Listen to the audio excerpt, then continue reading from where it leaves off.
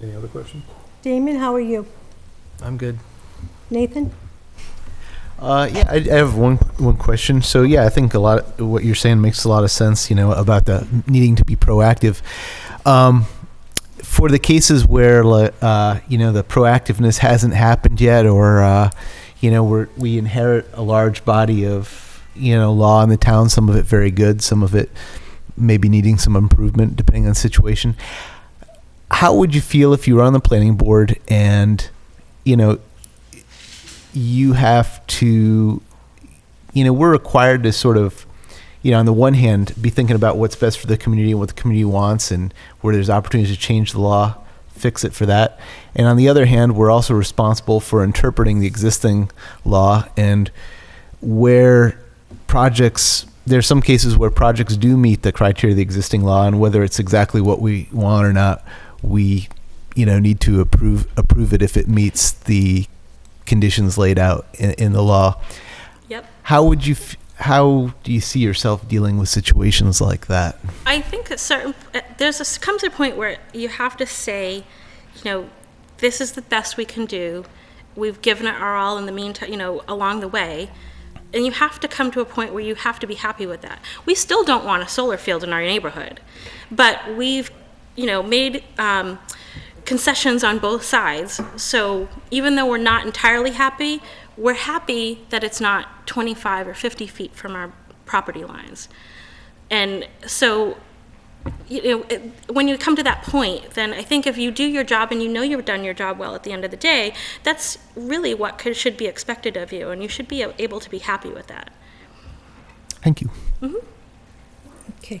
I have one, and I think for me, even with the solar, and Dave Proctorview, who's here today, and yourself taught me, being on the planning board for 8 years, the livability factor. And that's what I guess I took away from all of our workings on that is you were against it, they had a right to it, and it was you working with them in a room, sitting down, and creating a livability with the 200 buffer versus 150, and every step that we created within that bylaw, it was all based on livability. Yes. And that's even when, you know, you came in front of us 4 months ago, and said, there's a pole in the middle of the solar field that's supposed to be underground, and we had a meeting. Again, it became that livability. Okay, well, we'll live with the poles until we can come up with, and not just, no, we're not gonna live with the poles. And that was something through that whole group that I really admired, is that you taught me about livability. Yes, thank you. And learning to accept that. Now, Yeah, and that's the one thing when we were going through this process, a lot of the people, I know Joanna came down to see what our view was. That's something that I would want to do. I don't know that anybody on any of the boards came down. Even I know Conservation came and walked the land before anything started, and that was with the previous company, EPG, just to, you know, look at where wetlands were delineated, and we had concerns as residents because there were more wet areas than what was actually marked out. In fact, when they surveyed the land, there was wetlands behind our neighbors' homes that they weren't even marked out, and the surveyor didn't even know they were there. So just being vigilant as a neighborhood, you know, we pointed out things that were completely passed over by a professional. Working in the same room with the current developer, when we had the issue with the poles, I think that was the issue with the poles. You know, we got a chance to speak to them in the meeting setting, and they've actually been really good. I mean, they did, one of them did come and say, oh yeah, I guess that shouldn't be there. But you can see that was because I know how to read a blueprint, and we're familiar with the plans, and we knew that pole wasn't supposed to be there. But we have, you know, we did compromise, and we have the 4 poles up, you know, perpendicular to the road, up against trees. And that was my and my husband's idea, to say they should go over here where they'll be camouflaged by the trees. So, because we understood that they had a deadline by the end of June to have it turned on, and they needed poles up to do that because of the utility company, because they had ordered, Unitil had ordered all the equipment that went up on poles, not ground-mounted and underground trenching for the lines. So we did compromise and say, okay, well, put the poles up you need, put them over here, they're out of the way, and then when we'll come back when your equipment comes in, You will take down poles that are, able to be taken down, put in your new equipment, and then turn it back on, and then we're good to go. So, yeah, but that's something I want to do is, if there's plans that come up and, residents have opposition to this, well, we should go down there. We should take the 15 minutes out of our day, half an hour out of our day, even an hour to talk with those people, or just go down and see what their point of view is, because you can't get that from looking at a blueprint. You can't get that from saying, well, I know the area of town, so I can kind of picture it. You should go down there and make the effort. And that goes for both the planning board and the selectmen when there's an issue that is such a hot button like this past one was. Mm-hmm. And that would be my intent is, I'm familiar with other parts of town. I mean, I didn't grow up here, but I do know how to get around, and I do know some of the back roads. But if it's a specific side road, I probably won't know that one. So it would be, that would be something that I would do, is go and visit there and, make an appointment with the homeowners and say, well, let me come and let me see what you're looking at so I can get a better idea of what's going on here. And then go back and think about how maybe we can alleviate the situation, or if there's anything we can do that's within our power. My question is, I wrote a list down, but I'm only going to ask one. Hopefully I didn't get off track, I'm sorry. And I find this the hardest in all boards I've worked on. Quite frequently, emotions run very high when the boards make difficult decisions, and board members tend to be committed to doing what they think is right, and sometimes a majority of the board may see things differently than you do. Mm-hmm. And they vote accordingly. I have found that there are few things more destructive than a board member that publicly starts chastising their board for making bad decisions. I find you fight hard for what you believe in, and then you accept the will of the board and publicly support the decision of the board after the vote has been taken, even if you don't agree with it, because there's a 5-member board. So there's going to be issues that you might be passionate about, you might have a belief in, but as a board, we vote, and your vote loses. And it's very hard for people to be able to embrace the vote and move forward, which is what you have to do. Yeah. Do you feel you would be able to do that, even if you don't agree with the vote, be able to support it because your board did? Yes, I do. I mean, I think that happens in everyday life. It does. I mean, I work for a large company. I work for Staples, in case you don't know, the corporate office in Framingham. I do work from home most of the time, but there's plenty of politics in work. Mm-hmm. A lot of it I'm not happy with. I mean, you name it, I've probably had to deal with it, whether it's, from pay to health raise to whatever the changes are within the company itself. But you have to accept it and put it behind you. It's not something that I carry around with me, so I may not agree with decisions, but I don't hold that personally against anyone, and I wouldn't intend to do that here either. So, and if we're working within our confines, that's, our hands are somewhat tied, but that's the reason we have, our bylaws. If something needs to be re-looked at, like we had 3 lines as a directive from the state, we should have taken a harder look at that, and we should have taken those 3 lines and made the current bylaw we had. We should have done that years ago. So, we were lucky enough that we pushed everything back to, get it in place before a permitting process to a point where, at least as long as now they're working within those confines of the laws, we're happy with that. Just like, I don't agree with the solar being in our yard, but we're living with it and we're happy. So it's really, it's not too much of a nuisance. I mean, yeah, it's not pretty to look at, but it could be worse, I guess. Thank you. Does the selectman have any questions?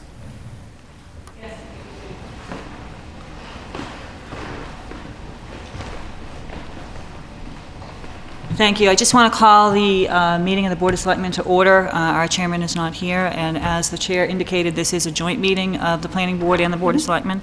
So I'm going to open it up to the other members, but I do have a couple questions. So thank you for coming forward, first of all. And I think you touched on some of this, but I'm hoping that you'll expand a little bit. As Mr. Lockwood talked about, many of the Planning Board's decisions require balancing the community's desire for economic development, neighborhood protection, enhanced environmental protection. So you need to balance those. what factors would you look at in trying to achieve a reasonable balance? You talked about going on site, and while I applaud that, I just want to caution you that as a planning board member, you can't do what's called serial deliberations. So you can't visit a site and talk to a homeowner, and then another member go and talk to a homeowner, and then another, because that would be outside of the open meeting law, Right. which is a violation. So you could schedule or argue to schedule a site visit. So I'd like to know what factors specifically you would look at when trying to balance all of those criteria. Well, I mean, I do think that it depends on the situation. So if it's something in a residential area, I mean, you should go and, whether it's one person or if it's a couple people, there should be an on-site visit of some sort to go down there and see it. As far as, like, say, commercial, there needs to be a collaboration between multiple boards. So you'll have, if it's something that is affecting the wetlands, you'll have directives that come from Conservation Commission. So I know there is communication between the boards. So yes, I would take into all of that consideration. I mean, just like when we had the wetlands delineated, we knew there were more. So we just wanted to make sure, they may not have been officially wetlands, but we knew the areas that were wet. And then when the site engineer came out to survey again and looked at them, they actually realized, yes, because of the vegetation there was wetlands. There was another part we thought was wet, when they looked at the soil content and the vegetation, they determined that it wasn't considered a wetland.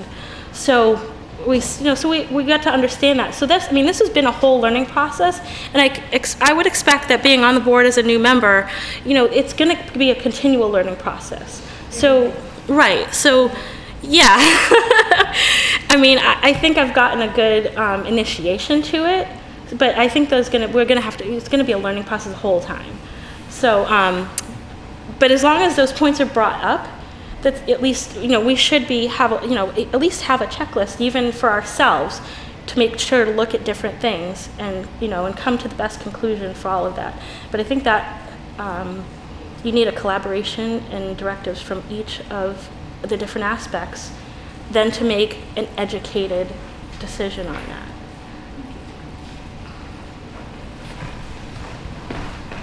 I have just a couple more, and then I'll open it up to the other members.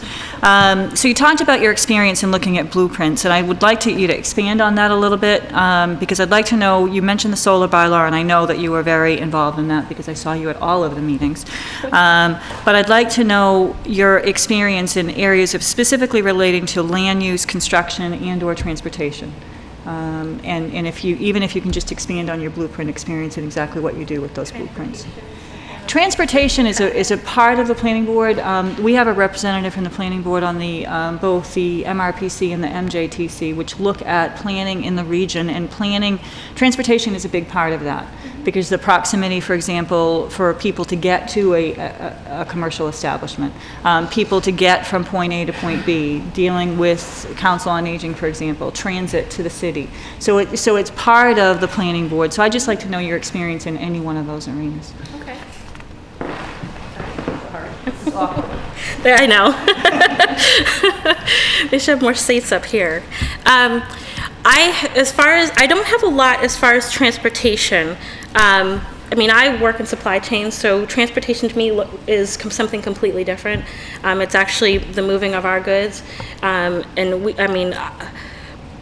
do have some experience within my company's environment as far as the logistics, getting our goods from point A to point B, whether it be on a delivery truck to a person's home or on a freight liner from overseas into our ports, versus an 18-wheeler just getting the stuff from said port to our warehouses. So as far as that is what I'm familiar with transportation. Blueprints, so that would be a learning, something that I have to just pick up and familiarize myself with.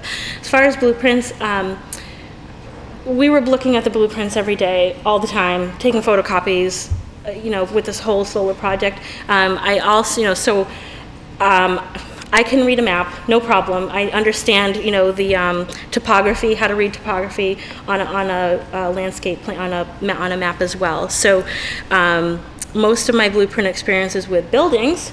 So if there were, a new building proposed, I am well versed in looking at blueprints of that type. I think when you have a blueprint and you actually go to a site, it's easier to connect the two. To say, okay, well, and get your, so you can get your bearings. So it's not just you're looking at a plan. I mean, things might look great, but like I said, when you actually go to a place and look, you might not see things, even if they're on the blueprint. You may not see that. I mean, I know when we had the whole discussion about the pole being in the middle of the field, there were at least 3 professionals on the solar company's side that had looked at those blueprints every day and discussed them every day. We saw them out there in the freezing cold, and not one of them thought to say, oh, the pole should go over here. They just said, that's a good place, put it here. So things like that, I think I'm pretty well experienced as looking at blueprints and landscape plans, things like that, to notice the small things. So I do a configuration in my daily job. I also write standard operating procedures and system guides for our users within warehouses that tells them step by step how to go through a system and how to do their job. So detail is something that I have to be paying attention to. So it's something I'm trained to do. So that, and that comes down to if a bush is in the wrong place, a telephone pole, and or whether it's a fence or the side of a building. All right, last one. You touched on this, and this is kind of a two-part question. When you mentioned that commercial development is one of the top priorities that you see as a community, so I'd like to know what you believe is the role of the planning board regarding economic development, and if you have any strategies or ideas surrounding that topic. And as a second part to that question, what are your thoughts on the master plan, and what components it's currently in the process of being updated. What do you think of the key issues surrounding the master plan, or things that you would like to see updated?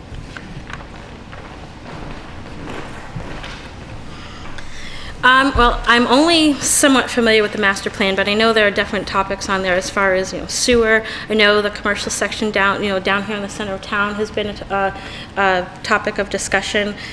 Lunenburg is a quaint town. This is why I moved here, but there's not a heck of a lot here, as far as there's Walmart, Hannaford's. That's for basic needs. And there's cute little shops down here, which I've recently become familiar with. Most of the time, people just kind of drive through, but there's not really a reason to stop because there's not really a sign outside. And I know we have bylaws as far as signage and what we see downtown, when you're driving through. But this whole little area of shops, there's some cute little shops in there that I didn't know for the first few years I lived here because it's not really obvious. But I think as a town, we need to balance the commercial growth versus how we want our town to feel when we're living here and driving through it. So although we may want to welcome different businesses in here, we have to be cautious as to where they go and how they're looking. There was one instance that we were here with the planning board and the selectmen regarding the gas station that's down the backside of Target. And I know the discussions about that, there was a whole topic about the lights and the roof, how, they were going to do just the flat roof and we wanted it to look more like shingles, like the top of a house. And I think then there was another one over on Whalum. There's the whole property over there that was up for discussion recently that I went to the Board of Appeals. Just hear the residents, because I knew the residents over there felt passionate about it. It was something I think I saw on the town's Facebook site or something. I learned by way of word of mouth about it, and I went to see, and I heard both sides. I heard the developer, and I know he has this land, he wants to do something for it. I know he's in it for his livelihood. But again, that's another area of the town that needs to be balanced with how it's going to look to the residents. Right now, that area on Whalum is scrub brush. It was clear cut 2-3 years ago, and then it was just left.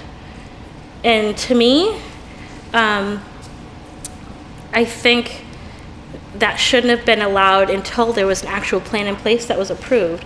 I think the developer thought things would go maybe faster than he had anticipated.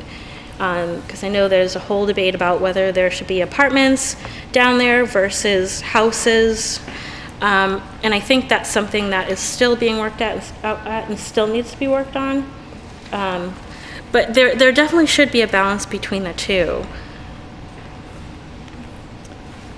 So, yeah.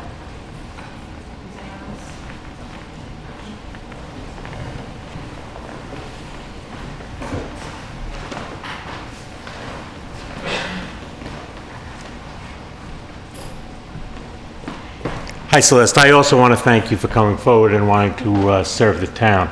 I just have two questions. Obviously, you have some passion about this. Did you consider running for office in the last election when the position for a position on the planning board? Yes. It was definitely. I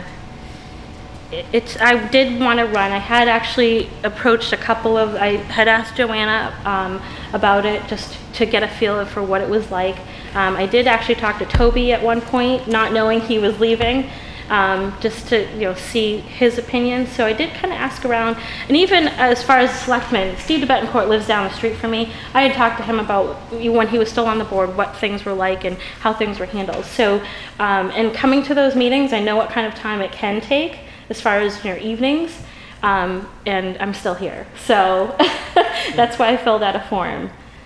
So I could, at some point, whether it came about because of an appointment or because I was actually going to run. It just my timing, the timing with the last election, I wasn't at that decision yet. So that's why I'm here today and not next year when there's an open position. Thank you. Thank you. And then my other question is, as the chair of the Building Reuse Committee, one of the tasks that I have is to make recommendations, or our committee has the task to make recommendations for the reuse of several buildings which happen to be in the center of town. Yeah. One of the ways we'd go about that is to attract what we'd call commercial development. Can I ask you to explore that just a little further about those particular buildings in the Village District? Can you point out just some of the buildings that you're looking at? Sure. It would be T.C. Passios is the major one, the Ritter. Yep. The Brooks House, the old primary school, and Town Hall, which I don't think we're going to move out of it, but Right. we have to do something about Right. rehabilitating it. You're right. Well, I think we should be fiscally responsible. I don't think, as a homeowner, as just anyone who has a job and wants to pay rent or a mortgage or what have you, you should live within your means. Try not to dip into your piggy bank of savings. I know there are times with a town that you have to do that. You obviously have to look at where the buildings are, and like what stage, what will they need, how much is it going to cost. I know even with homes you have to do that. Is it worth renovating or is it bulldoze and start over? So they're very different scales, but same questions need to be answered. As far as invigorating the town, I think, we could do a couple things down here. I don't think I would want a marijuana store down here, to be honest with you, but I'm sure if it comes up, then we need to have proper placement. So if that's the case, we need something, but then we have to also worry about security. I think having like a little downtown where you can kind of wander through and do some shopping, there's a couple things over here, but there's hardly anything. So inviting little stores and boutiques, like a little secondhand shop that has the higher class of the better quality consignment store, something like that. That would be really cute. I know a lot of women like to shop and they shop for their kids, so something like that would be a good idea if you're inviting businesses in. But I think we need to look at that. We don't have, our commercial areas are our side of town. Over, by the old Padulas, over that side of town, and we have the center of town. There's other things in town I think we should do that not necessarily it has to do with the buildings though.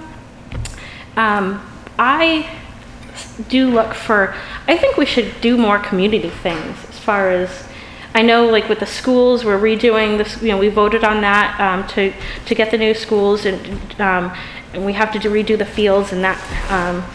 But I know in the meantime, in the past years, I play tennis, and I've been down to those tennis courts, and they're awful. I know it's not a high priority, but I think, if we had a community area that, not necessarily just for seniors or just for kids, we don't have anything for in the middle, for, 30-somethings and 40-somethings that want to go and do something in a town and not have to go somewhere else and, try to find someone to play tennis with, or somebody, or, play soccer with, or just to get together and be social. So yeah, I know my neighborhood, but I don't know a lot of people across town. I love to get to know more people. So I think so things like that, just to invigorate more life into this town in general. So, and then, when you have a great community, it shows. And then when you talk to other people who are outside of our community, they hear about it. Things travel word of mouth. And, if you have little articles about maybe a local farm, I know Hollis Hill just recently moved over to Fitchburg, but he's doing a number of things over there. If we get little publicity things about things that are actually in our town to invite people from outside, then we'll get a little bit more foot traffic for things like that. So, and then we'll, invite people to move here, and they bring kids, and that populates the schools, and it helps with our taxes. So I just think that's what this town needs, is kind of a breath of fresh air. Thank you. Mm-hmm.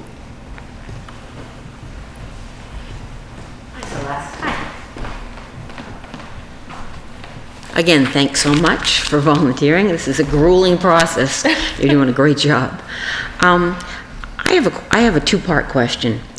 What is your opinion of the waiver process as currently used on the planning board in Lunenburg? And what factors do you feel should be considered when weighing the merits of a request for a waiver? And that's all I got. That's like a loaded question.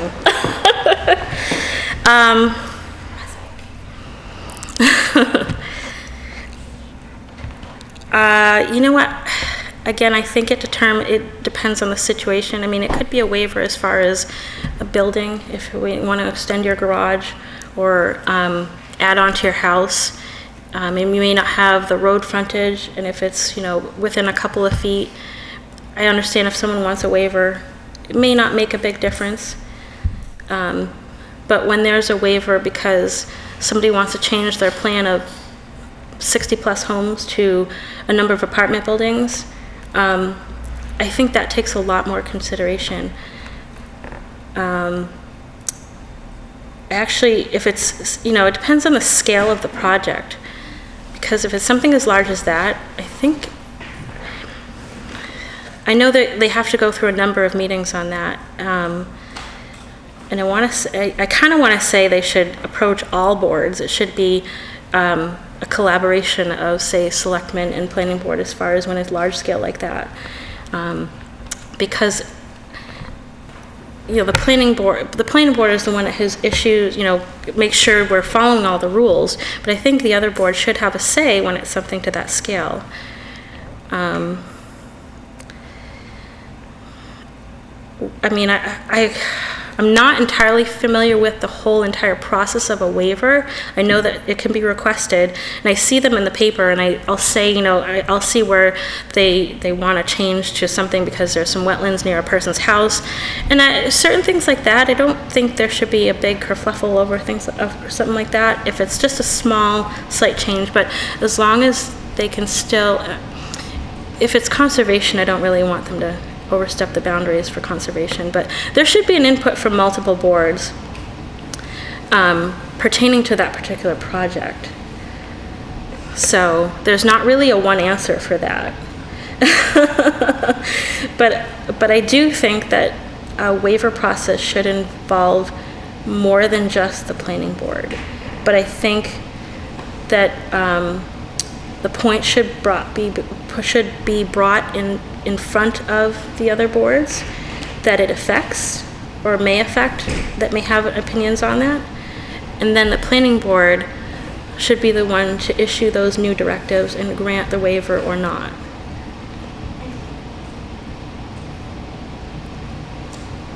Any other questions? Okay. Thank you. You did a great job. Oh. I'm sorry. I know it should have been 15 minutes, but you did a great job. Oh, well, thank you Thank for my you. first time. I hope I'd fast. You did a great job. There's no failing. Okay, next we have Matthew Allison. Hi, Matthew. Good evening. I believe you all know me. We'll my name's- start with, I'm sorry. Go ahead. Just briefly tell us about yourself, why you're interested in being appointed to the planning board, and what useful experience, knowledge, or perspective do you bring to the board? That was the same question, just to... Yes, I actually prepared something. Oh, good. My name is Matthew Allison, 305 Flat Hill. I am seeking a seat on the Lunenburg Planning Board so that I may share my professional skills and experience with the current members and to better provide for the town and people in Lunenburg in general. I am very much looking forward to working with a professional planning director, and I am excited that the current board consists of professional people with solid understanding of the principles involved with planning.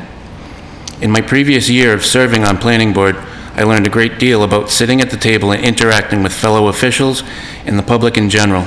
I gained a large amount of information on my town which I had no knowledge of, and I gained a great amount of insight as to how the town functions and what makes it work. I found people who I could work well with and exchange ideas and learn from. Most were quite receptive to my professional input, and many have gone out of their way to express gratitude for my service and support for regaining a position on planning. The professional skills I bring I have developed over my 20-year career in civil engineering. I began in heavy civil and highway, working on the Big Dig and with numerous northeastern states' DOTs. For the past decade, I have worked in land development and site design in the public and private sectors, where I was an engineer who prepared and presented to planning boards of numerous towns throughout Massachusetts. I have read many town bylaws and state regulations numerous times. My company is retained by a handful of local towns, and I have experience working as both the applicant's engineer and as review engineer for the town. I was born and raised here. I am very proud to be member to a family farm since 1967 on Flat Hill. As an engineer and a Lunenburg farmer, I have expressed and shared many ideas and opinions which have been fairly different from the political norm. While my opinions are no more or less valid than anyone else's, they are well informed. It is a healthy thing which fosters big picture thinking to have different opinions, and I hope that you will allow me to continue to share them as a member of planning. Thank you. Thank you. Okay. We'll start, yeah? I guess we'll start. No, we'll, same process. Any questions, actually, Matthew? I didn't have the pleasure of being able to serve with you on the planning board. So I was wondering if you could share with me some of your experience that you've had with collaboration with other groups, how you dealt with situations where you did have opposing views with other members that you were trying to collaborate with. That's a good question. I don't think that you can collaborate without having differing views. I think that if everybody feels the same way, there is no collaboration. I think that if everybody just goes along, then there really isn't a lot of discussion being had. At work, I work with 4 other professionals, and each of them is actively participating in their town government. One boss has recently celebrated 20 years on planning as chair. She's a professional engineer. I have another boss who's a landscape architect who is very involved in his elderly housing committee. He's actively involved with the conservation. Our company itself is a review engineer for 4 or 5 different towns and numerous other boards and agencies within other towns. So collaboration is second nature. You're saying collaboration is second nature because of your engineering background, or just it's your second nature to collaborate with other people? You give all examples of other people in your firm as opposed to you. So I was just curious. Okay. In my last year of planning, whenever I had a conflict of interests with other members, I have always run it past my fellow employee, my bosses and my coworkers, to get a better feel and a perspective to gain from their knowledge on the board. I'm not a very good public speaker. I really don't enjoy it. But I do have a well-informed opinion. I do a lot of research on my own, and I'm not afraid to admit that I'm wrong or that I don't know something. And the only time that you're going to learn something is by asking questions and having an open mind. I agree to that completely. So what do you think the next important thing is that's facing the planning board? I think the new director would be pretty important. Okay. Anything else, or I'm working and collaborating with the new director? I'm extremely excited to have someone of professional caliber who knows what they're doing. Okay, great. All right. Oh, actually, I did one more, and this one's actually new for you. You have a lot of expertise in civil engineering. Can you give just the people an example of where your civil engineering expertise has helped you in your previous endeavor with the planning board? Something that you were able to uniquely bring to the planning board because of your experience and expertise in that area. Yeah, I wouldn't say it actually benefited me. I think it benefited the board and the town more to have issues and questions brought forth publicly of, current and recently passed issues that I did not feel were appropriately handled or questioned or addressed. Not sure. It didn't really help me.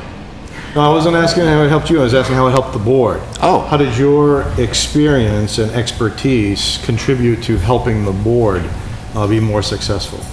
They were better informed about some of the questions and some of the responses, and I was able to clarify some of the statements made by the review engineer. I was able to point out things on plans. I was able to explain some of the industry lingo.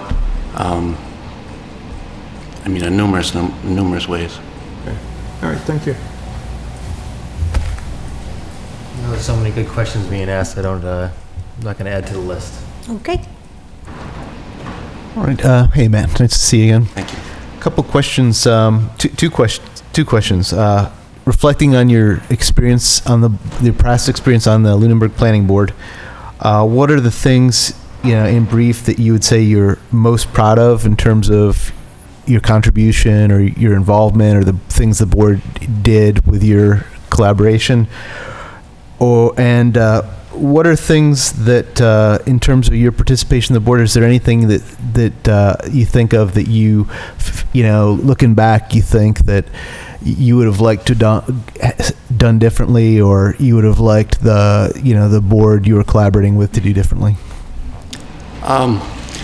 I would like there to be more communication between the board. Open meeting law is supposed to provide open information to the public, not restrict deliberation.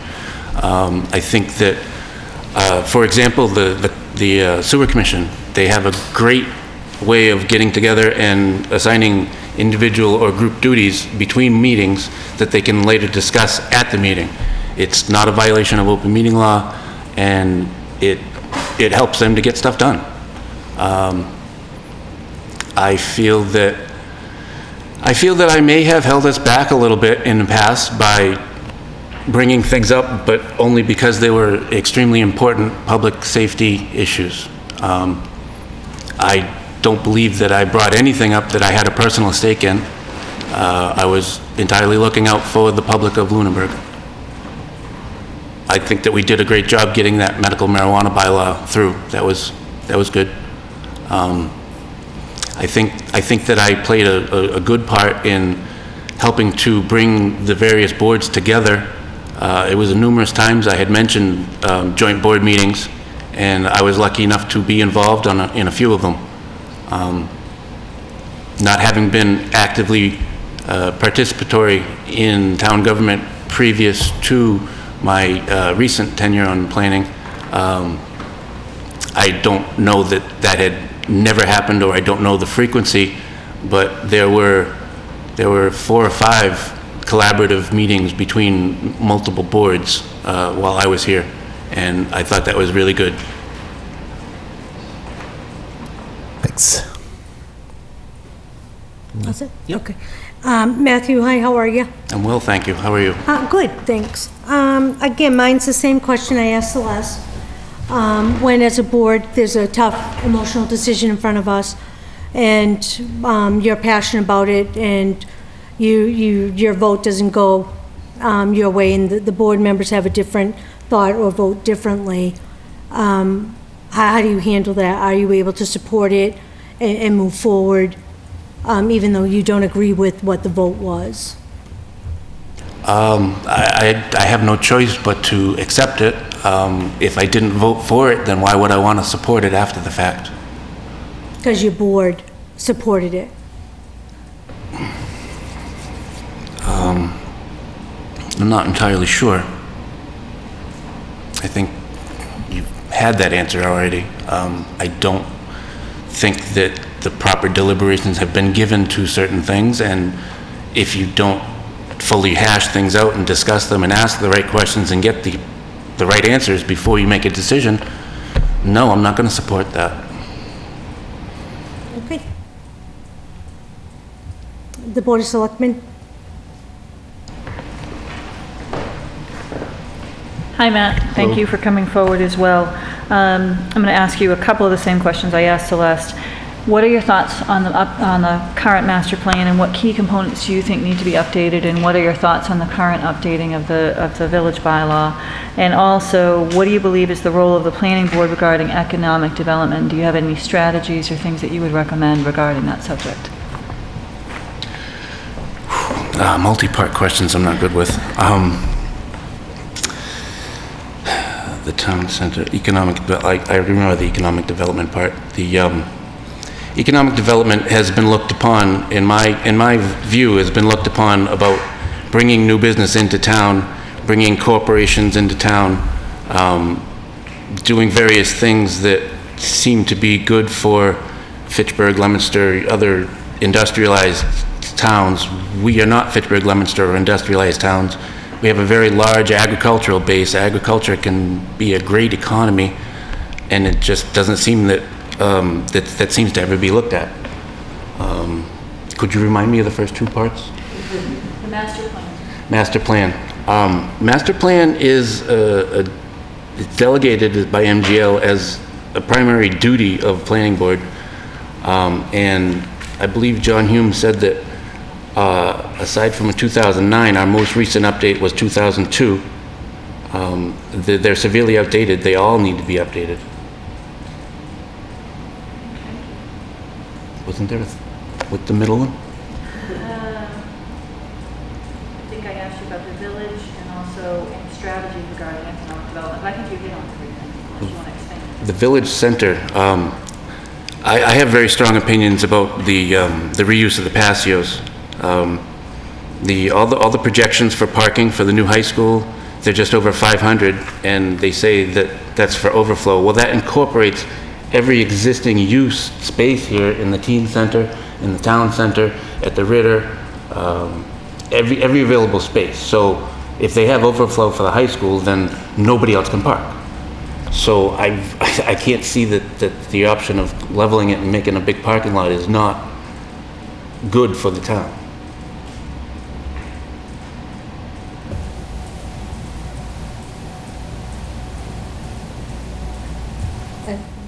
I'm going to ask one more. Okay. And this is a little bit different than, because I think Celeste answered it somewhat. But you mentioned working with the planning director and that you're excited to work with the planning director.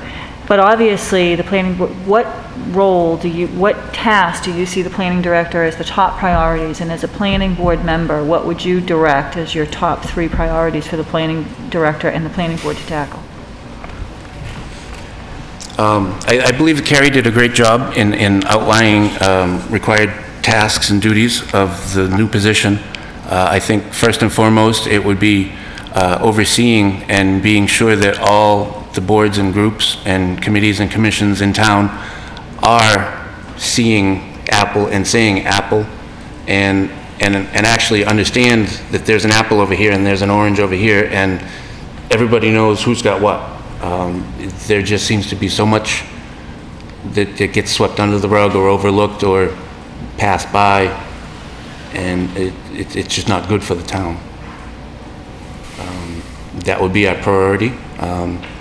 Another priority for a planning director is to direct planning, to be the friendly public voice, to be the go-to person for the public, for them not to feel that they're bothering somebody by going and asking for a plan or filling out a permit, or when they go to the office, getting everything they need to do what they're asking. To have a person there that's not going to send them to 5 other people and eventually comes back to that same person in a circle with the question. I think that's going to be an excellent task for that person. They've got the work cut out for them.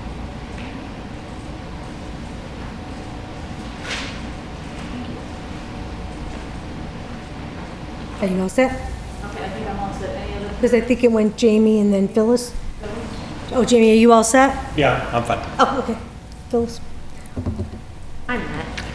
Thanks for your work on the planning board and for coming forward to reapply.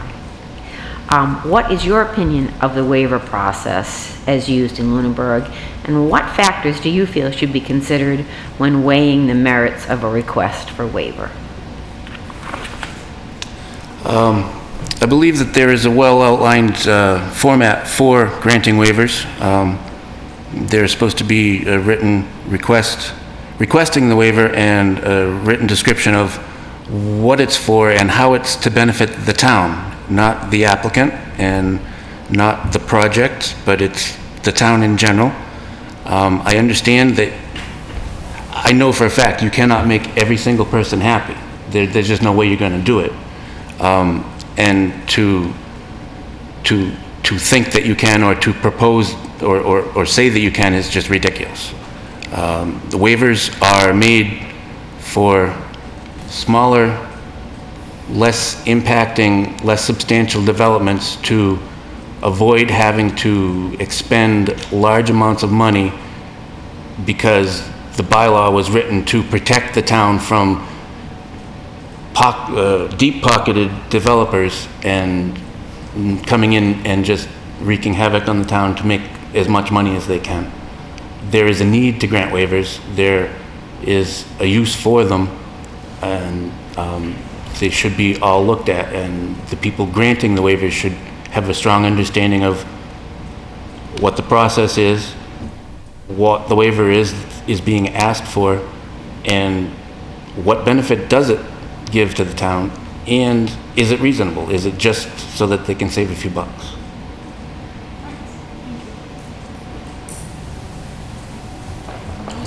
Any other questions? Okay, thank you, Matthew. Thank you. All right, so seeing no other questions, what we'll do is now tomorrow night, I believe Matthew and Celeste, you are asked to go to the selectmen's meeting as well, and there we'll. No. Marjorie sent an email to you. No, just confirming Yeah. this meeting. Yeah, we are not requesting, we are requesting the planning board attend, but we do not intend to do another interview Oh, okay. process. Certainly, it's an open meeting and you're welcome to attend, but the intent is for we've done the interviews have been concluded, so tomorrow night at the selectmen's meeting, the joint boards will vote. But it is not, we do not intend to interview again. But we will appoint at that meeting. Right. So I would think you'd want to be there to see if you got picked. Yeah. And so, people that don't watch planning board, that might watch the selectmen, can see you and put a name with the face. They know Matthew.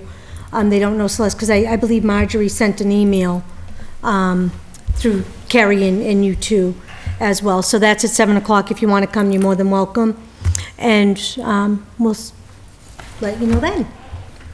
Now, did anybody else have anything on this before we go back to the planning board agenda? I move we adjourn the selectmen meeting. All those in favor? Aye. Thank you so much for coming. Greatly, greatly appreciated. Thank you. Okay. All right, next we have an A&R plan at 655, right on schedule, for Mulpus Brook Acres Realty Trust, 3 Holman Street, S.J. Mulaney Engineering. Hi, how are you? Good evening, nice to see you, Madam Chair, members of the board. I'm Steve Mulaney from S.J. Mulaney Engineering, and I have for you plans and the paperwork.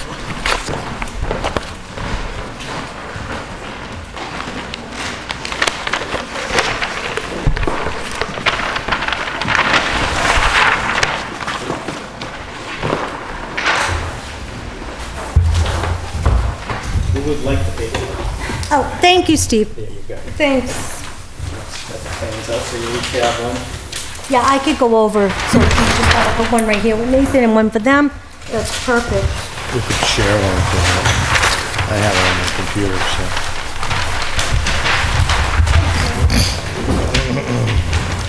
This property should be familiar to the board. It's the property of Sandra Lane, Mulpus Brook Acres Realty Trust, and it's located at 300 Holman Street. This property is on the easterly side of Holman Street. Mrs. Lane owns properties on both sides of Holman Street. On this side, she owns 200 acres, and on the westerly side of Holman Street, she owns 100 acres. This property was the subject of an article at the annual town meeting this spring for the town to acquire what is shown as Lot B on this plan. Lot B, Parcel E on this plan. Parcel E constitutes approximately 168 acres. It would have frontage here on Holman Street. The frontage would be, as it's listed down at the bottom left corner of your plan, for Lot B and Lot C, and the remaining land frontage is 658 feet and for Parcel E. Lot B is to be cut out to contain the existing house where Mr. and Mrs. Lane have lived for many years. And joining me in the audience tonight is a gentleman named Darren Massey who intends to purchase that property. And Mr. Massey also intends to purchase Lot C shown on the plan. That's 5.51 acres. And those lots have more than the required frontage for this outlying zoning district.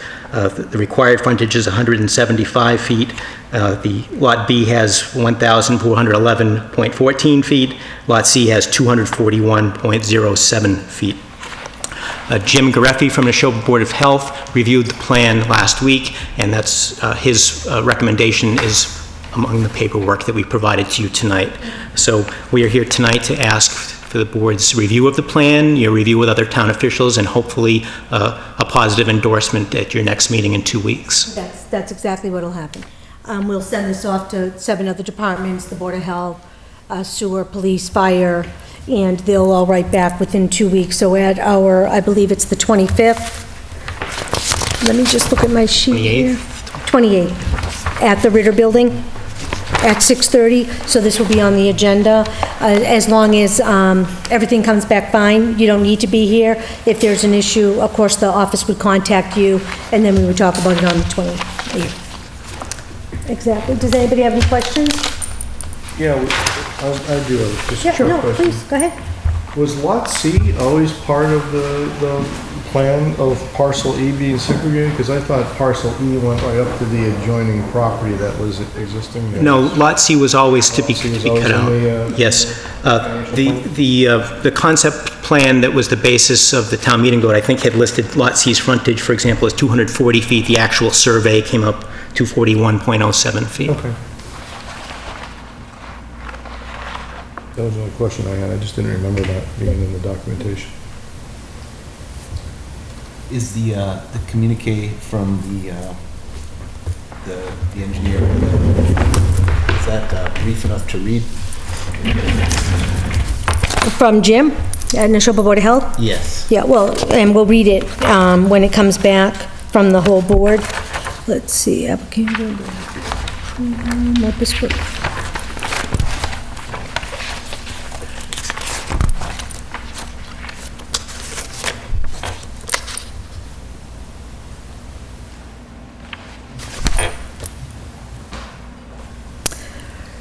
Accompanying air plan has met all necessary Board of Health requirements for land division. See notes below. Board of Health endorsement, Jim Griffey. Division won't affect ability to repair the septic system at the existing house. Soil testing has been completed. And that was from Jim Griffey. And again, that'll all be in the record when we read it all in 2 weeks. Fantastic, thank you. Oh, you're welcome. Okay. Any other questions? All right, Steve, so exactly as you said, in 2 weeks, we'll have sent this out and have it back, and if there's no problems, you don't even need to come. If there's problems, Marjorie will contact you, and you'll be here on the 28th. Well, thank you for your time this evening, and I'll give you the Mylar. Oh, great, thank you. Are you gonna read? So it's all together. And there's your elastic. Thank you, Steve.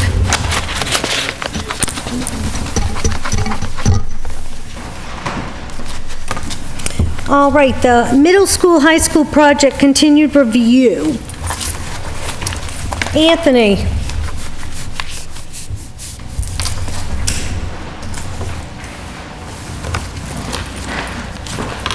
We're almost there. Oh, absolutely. Almost there. One more meeting and we should be done. Hi, Dave, how are you?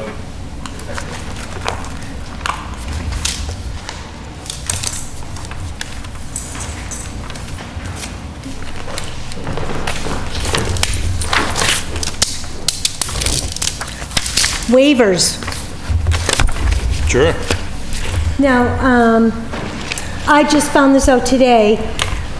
Jack Rodequins and you happen to have met Thursday at the Ritter and ended up spending 3 to 4 hours together going over some of the waivers that the DPW, we thought really would need input from the DPW on, that we wouldn't be able to make those, approve those waivers without getting feedback from Jack. Yeah, So you were- we went through pretty much every waiver that was kind of out there, just so he was aware of most of them, and just focused in on the ones that seemed to be road-related or maintenance-related, you know, things that would fall kind of under his purview.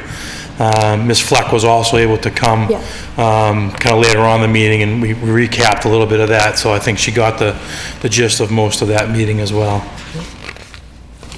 I'm not sure if Jack had an opportunity to send anything via email or anything. I don't want to speak on his behalf, but it seemed as though he was fine with all of the waivers, with some of the additional comments we had in our review letter. Yes, we didn't get anything, as I've seen, come across our desk as of yet through emails from Jack, but he sat with you. Yeah. So I think he's gonna, Yeah, he so was going with it via you. Yeah, so it was kind of concurrence with that most of the waivers we had no issues with, he didn't have any issues with. Again, if you want, we can go through a letter again, but there was, you know, the two that had some kind of follow-up with regards to depth of cover over the sewer mains and just overall depth of cover on the pipes, which we can get into if you like, when we go through the Okay. responses. Do you have anything else to talk about besides the waivers? Do we want to go right into the waivers? Or is there anything else we want to touch base on before we went into the waivers? Yeah, no, I mean, I don't know if you got a chance to see the Right, letter. we just got these emailed. Yeah. So I would say we're probably going to read them, So- and then on the 28th, be able to yes, no, yes, yes, yes, yes. Well, what we did was, on our, kind of keeping the same format from the original letter, and from the last meeting, majority of those items were addressed. And then we went through the bulk of the remaining items and some back and forth with the project team. They've addressed pretty much all of the items, most of them. And what I did, the letter that you have now, same format, kept the same numbering, but took out the ones That are that also- were just addressed completely, didn't really need further discussion. Left all the ones that needed further consideration from the planning board, i.e. waivers, and then just also left items in there that it didn't feel appropriate for me to take them off the letter. They were mostly, the answers to the questions were in a response letter that the project team had provided at the last meeting. Right. So I kind of left them on there just to make sure that the board remembered what was discussed and it was okay with everything. But pretty much most of the points, so I have about, that's left, those 44 points that are left over, 21 of those are just waivers. And then about 6 of those, the answers to those were, they're gonna have the information on the final plans. And then the remaining ones were items they addressed in their letter that I didn't feel comfortable putting it in my letter. It was their comments addressing it, and just other minor follow-up comments for the board to see. So there really isn't too much, in my opinion, left to really discuss. But if you want, I can go through my letter quickly. It's a good guide for what you have, and you can probably get through a lot of it tonight, if not Yeah, because most of it. I see the 10-page document went down to 3 or 4 pages, Yeah. I believe. Yeah, and a lot of it's stuff you've already seen. Already I seen. just wanted to leave it there as a guide as you go through it. I figured, hope that would make it easier Absolutely. and quicker. So if you'd like, that might be a good way to go through that, or we can go through the applicant's waiver list, however you'd like to proceed. It's fine with me. Well, no, we'll go through yours and then see if there's outstanding ones that the applicant would then have to touch base on. Does everyone have the copy of that letter that I had sent out today? If not, I brought a few copies with me. Okay. The Wyndham and Bingham one, right Yeah. here? Yeah. Yeah. You all have that? So Chantel. I'm like, why do I have 2? page 1 was most of the introduction. Page 2 is all waivers. Page 3 is all waivers. The one that I have, we talked about this already before, but number 19, about midway down on page 3, is in regards to the 5 feet of cover over the sewer main. The granting of that waiver, we would just like to have a condition or understanding that any sewer pipes that have less than 4 feet of cover, that insulation be provided in those instances. So it doesn't freeze Yeah, yeah. So that would just be the caveat to that. if we approve it. Yeah. Let's see, then page 4, top of page 4, number 40. Again, this is a waiver item in regards to 3 feet of cover, which is an additional waiver in reference to page 2, number 10. It's referenced in two different sections. But I'm just going to quickly read my information I provided more for the board. So according to the manufacturer, the pipe that they're speccing out, which is an N12 HD high-density polyethylene piping manufacturer, ADS, they have a 12-inch minimum cover requirement over their pipe, and that doesn't include pavement depth. So the 4 inches of pavement that's being used on the project, you need a total cover of 16 inches for the project to do that. They don't have any instances that I could find less than 18 inches, so they meet that standard. But the one thing we wanted to note, so you're aware of that, one of the key things to provide that structural integrity of the piping at shallow depths with this kind of pipe is the installation of the pipe, the bedding, the material you put underneath the pipe, the haunch, the material around the pipe, and the top fill, backfill around that. It needs to be adequately compacted and installed. If you don't have that, that's when the pipe can deform overloading. So, and all the information to meet those requirements is on the plan. So the plans would meet those requirements. We just want to bring that up that, just to put people on notice, whether it be project team when they're aware of it, contractor, anyone inspecting it. We want to make sure that those shallow buried pipes are really installed well, make sure there's good compaction, because those are the ones you can have the long-term issues there. And the other thing that happens with shallow cover pipe is sometimes you get some heaving of the pipe due to frost and whatnot. Sometimes you'll see a crack. You may have seen it on, sometimes you have shallow culverts at the end of driveways when you have a little stream across it. You get a hump there sometimes, you get a crack there. So when you have shallow cover, sometimes that can happen. So we just suggest that if it's possible anywhere, if you can get at least 2 feet of cover, try and do that. But otherwise, it meets the criteria of the manufacturer. And it's just, installation is even more important. Like in any aspect of the project, installation is key to long-term performance. So what you're saying, just so I can summarize, is their plan as written is compliant with the manufacturer's minimum depths. You didn't find any places on the plan where they're not compliant with the minimum depth of 16 inches, but you would recommend 24 inches. If you could, any way you could. The biggest thing is, it helps with the potential for the frost heaving, which you don't always have that. Again, if you have adequate material there, if you put it in accordance to the plans, you shouldn't have as many instances of that. And then the installation of that becomes even more important. Just to be aware, installation of anything is important. If you don't put it in right, it's not going to act as designed.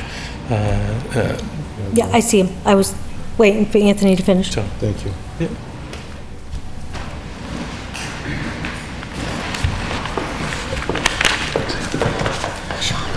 Again, for the record, Sean Smith, Niche Engineering, Design Engineer. I just had a couple of quick things to add to this as a reminder to the planning board. In this case, we are aware of the groundwork conditions at the site, perch ground roller table, things like that. So as a part of the pavement design, we have included under drain systems to limit the exposure of the pavement to those frosting conditions, which can cause those pipe heaves.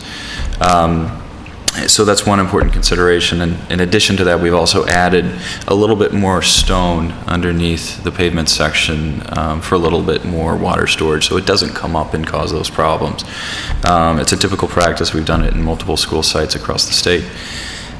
In addition, I wanted to point out that the manufacturer recommendations and technical requirements, which I do have here, if you're interested in seeing them. Under the technical requirements, they require a 90% standard proctor density, which is just, a rating. The higher that number is, the more compacted the material is, the stronger it becomes, and the more firm it becomes, the less flexure you have in a flexible pavement. So they require a 90% standard proctor, and then a minimum of 6 inches of good material over the top of the crown of the pipe. I just want to point out that our design and our specifications require a 95% standard proctor, which is better, and then also requires an extra 6 inches on top of the 6-inch requirement. And this is for an H25 loading, which is actually 20% heavier than an H20, which is a typical design standard. So we really feel like it's, to go through and do this and dig the pipes more deeply is really unnecessary. So just to clarify, the reason for having them shallow is to save on cost of excavation, or is that to make your pitches work for the drainage? And what's the benefit to having it more shallow? It's a little bit of both. In some cases, it's just shallowness of the pipe that where you don't have to dig deeper.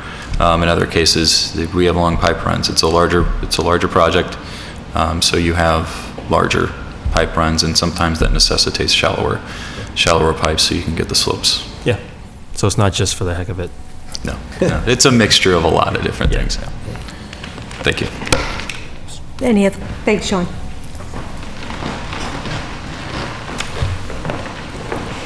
Okay.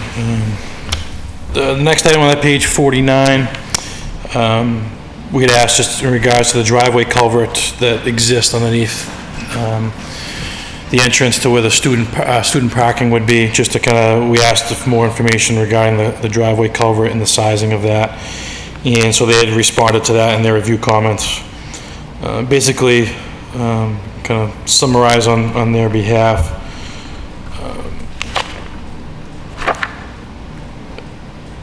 That pipe will handle a 2-year storm event. Anything above that will surcharge and come across the driveway as the water would go now.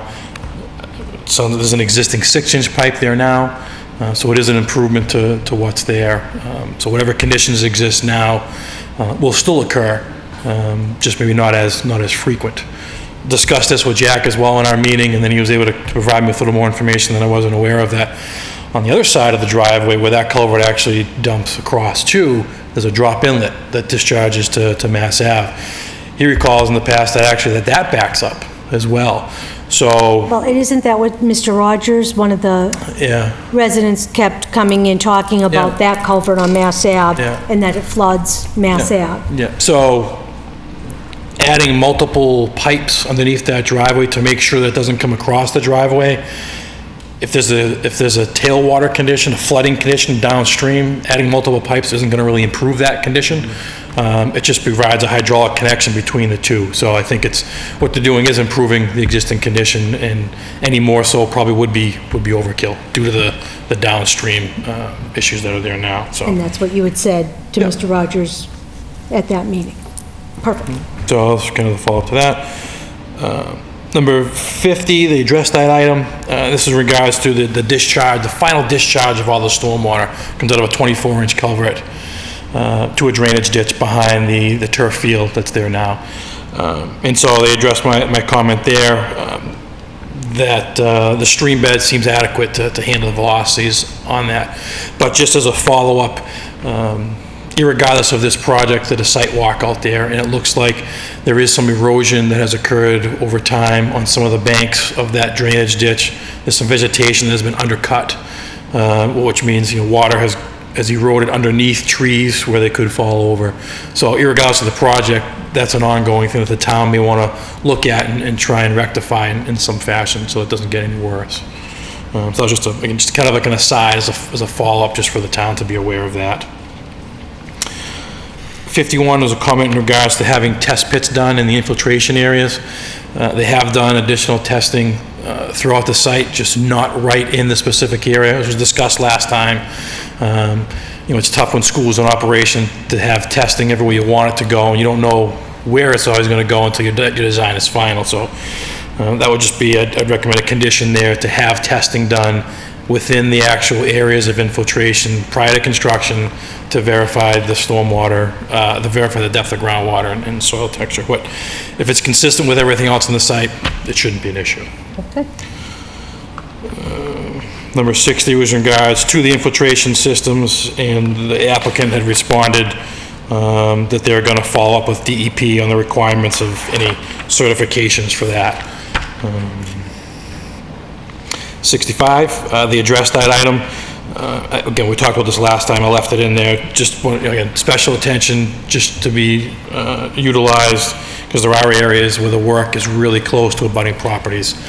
They're aware of it. I think everyone's aware of it. I left it in there just so people be aware. You are close to abutting properties.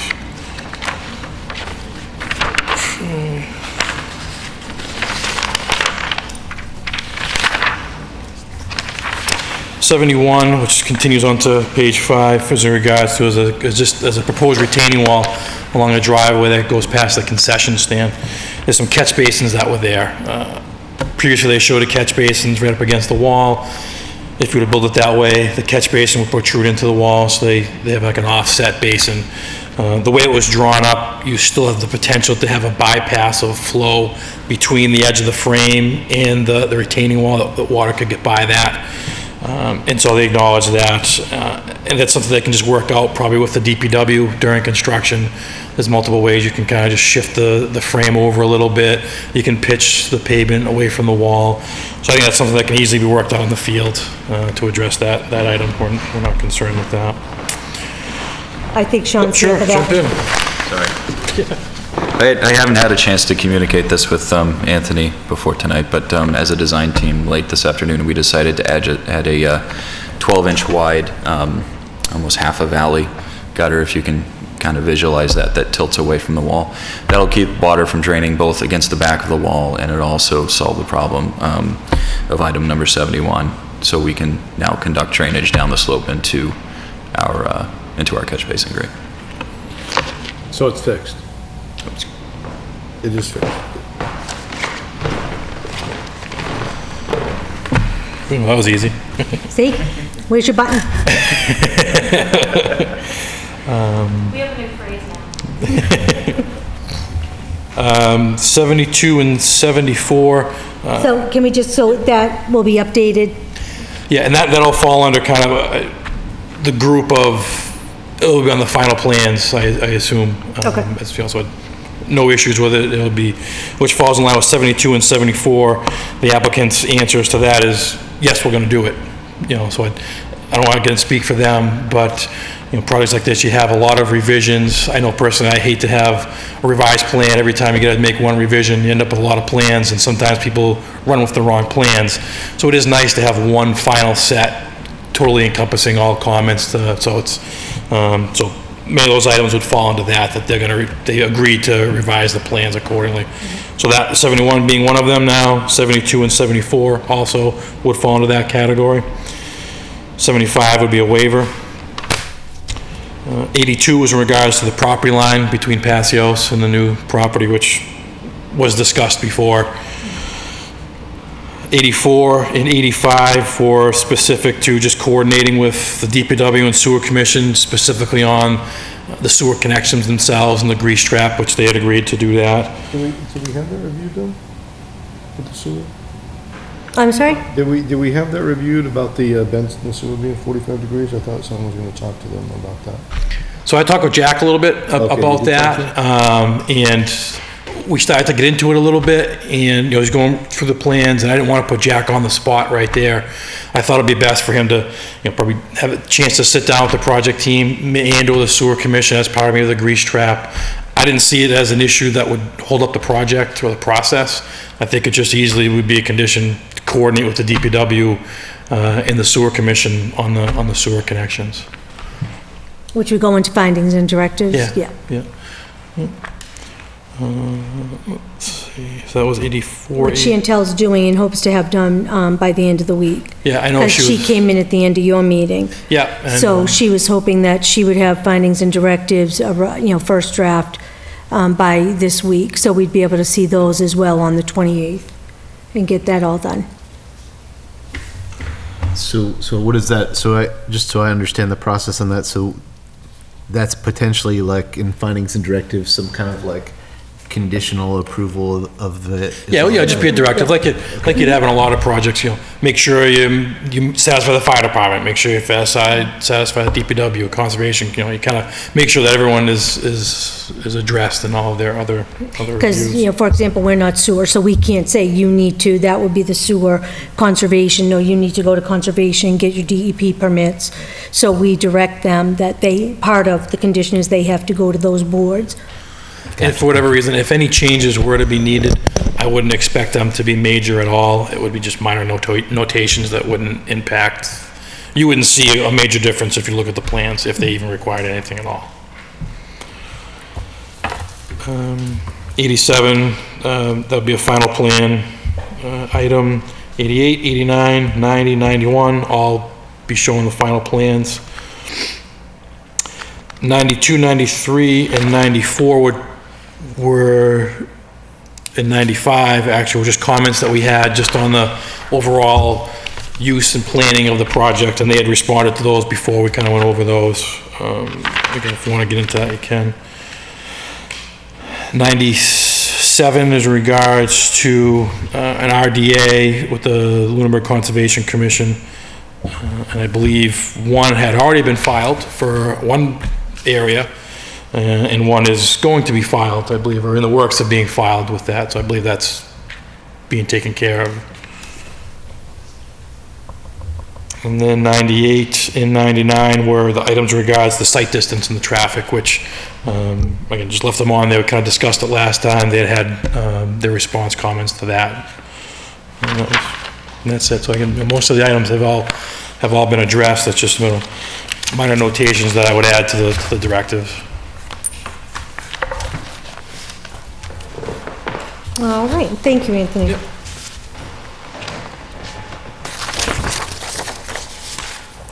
There was, can I ask a question? Yes, go ahead. I'm sorry, I was just reading the waivers. That's okay. There was an outstanding item that we talked about with regards to the snow removal, where we're gonna stack the snow.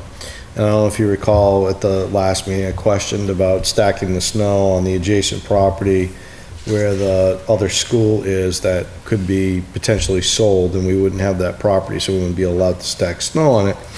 And the recommendation was we could move that snow stack area up north, about the size of the stacked area. And that got drawn on this plan, but it looks like there's a wetlands buffer area where that snow would end up being stacked. And so I did briefly reach out to a member of Conservation, ask if they had a concern with that. And they did say, yeah, they would have a concern with that. You'd have to go talk to them about planning to stack snow in the conservation buffer zone, the wetlands buffer zone. It was my understanding that through the building reuse process, we had someone from conservation go out there and determine that there was no wetlands on that site, so I don't know if that's So reasonable. is that wetlands not actually in existence that is marked here as wetlands? To my understanding, I don't know if conservation wants. Yeah, so as Mr. Cleaves had mentioned, that was... That would solve the problem real quickly, but it is on the plan as wetlands. That was the initial RDA, and the agent did go out and walk that portion of the site and determined it not to be a wetland. I believe you're talking about the west side of the site, correct? That's exactly what I'm talking about right there. Yeah, so this is representative of where that would be had it been determined to be a wetland, but because it was non-jurisdictional, it's so not we're there. declaring that that's not wetlands, and so moving the snow dumping up there is just fine. That's correct. Okay, great. As would be adding additional parking if we needed to, right? Okay, good. Thank you.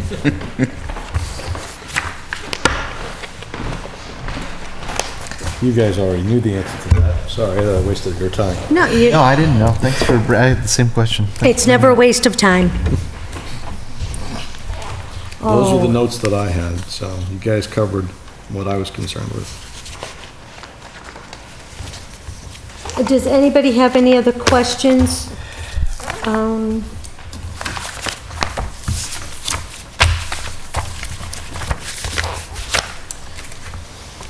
Anthony, can I talk to you for a minute? On these now, because we have,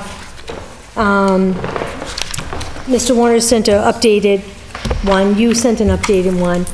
Is there a way to create one document now that has all the bullets and, you know, Whitman and Bingham's response, applicant's response, peer review response, applicant's response in one document, so there's not all these documents going, because we've now looked at this 4 different times and we keep updating it, and they just sent a new one this evening. So I want to make sure that we all have one live document that has, number 1, your feedback, their feedback. Number 2, is that something Whitman and Bingham could do? Is that something Marjorie would have to do?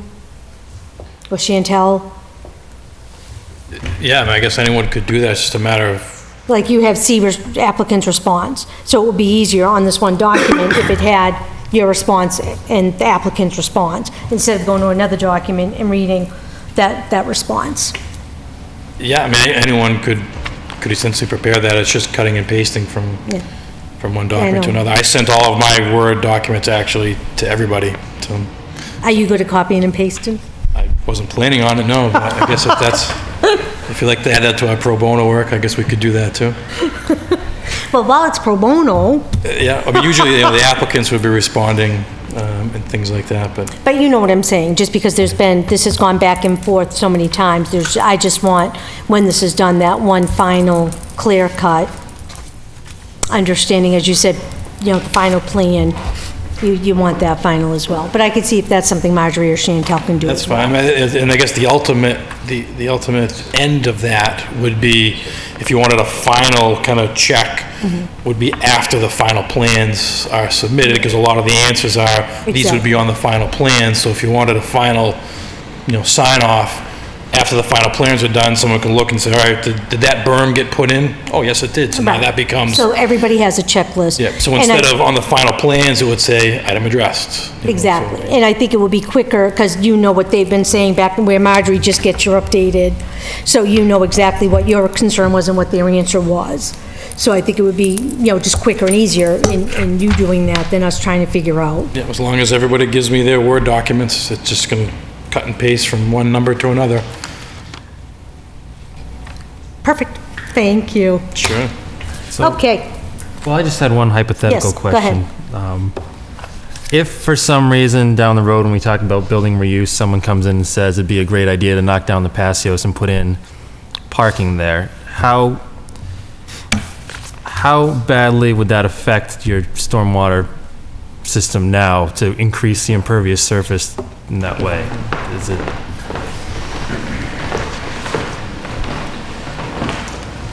Well, I guess I'll start with, it's kind of a 2-pronged answer, so I'll start with the first prong. Impervious cover is impervious cover when you're talking about the amount of runoff. When you're talking about quality of runoff, a parking lot is typically dirtier than a roof. DEP recognizes that. A lot of studies, even in the new phosphorus, this whole emerging science of phosphorus pollutant management, it underscores that too. So on one hand, you will have dirtier water more than likely. On the other hand, the change in, depending on the change of impervious cover, you could theoretically use a porous asphalt if you really wanted to, which could substantially decrease your footprint if you had the conditions to support it beneath the surface. But, you know, typically impervious surface is impervious surface. So if you go less on the parking lot area, then you're probably As long as you making keep a pretty better much the square condition. footage of the building footprint is what you're saying. Effectively, yeah. Yeah. Yeah. And the second part of that question is, although we do look at those things as a part of projects, you would end up chasing that for miles around and end up doing a stormwater study for the entire area if you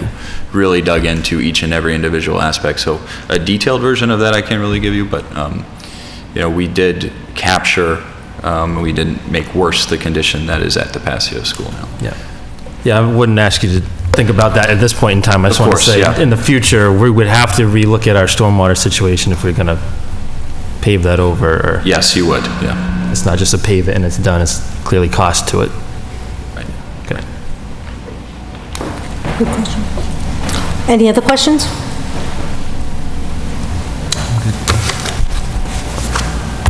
Any other comments, questions? Yes, Paula.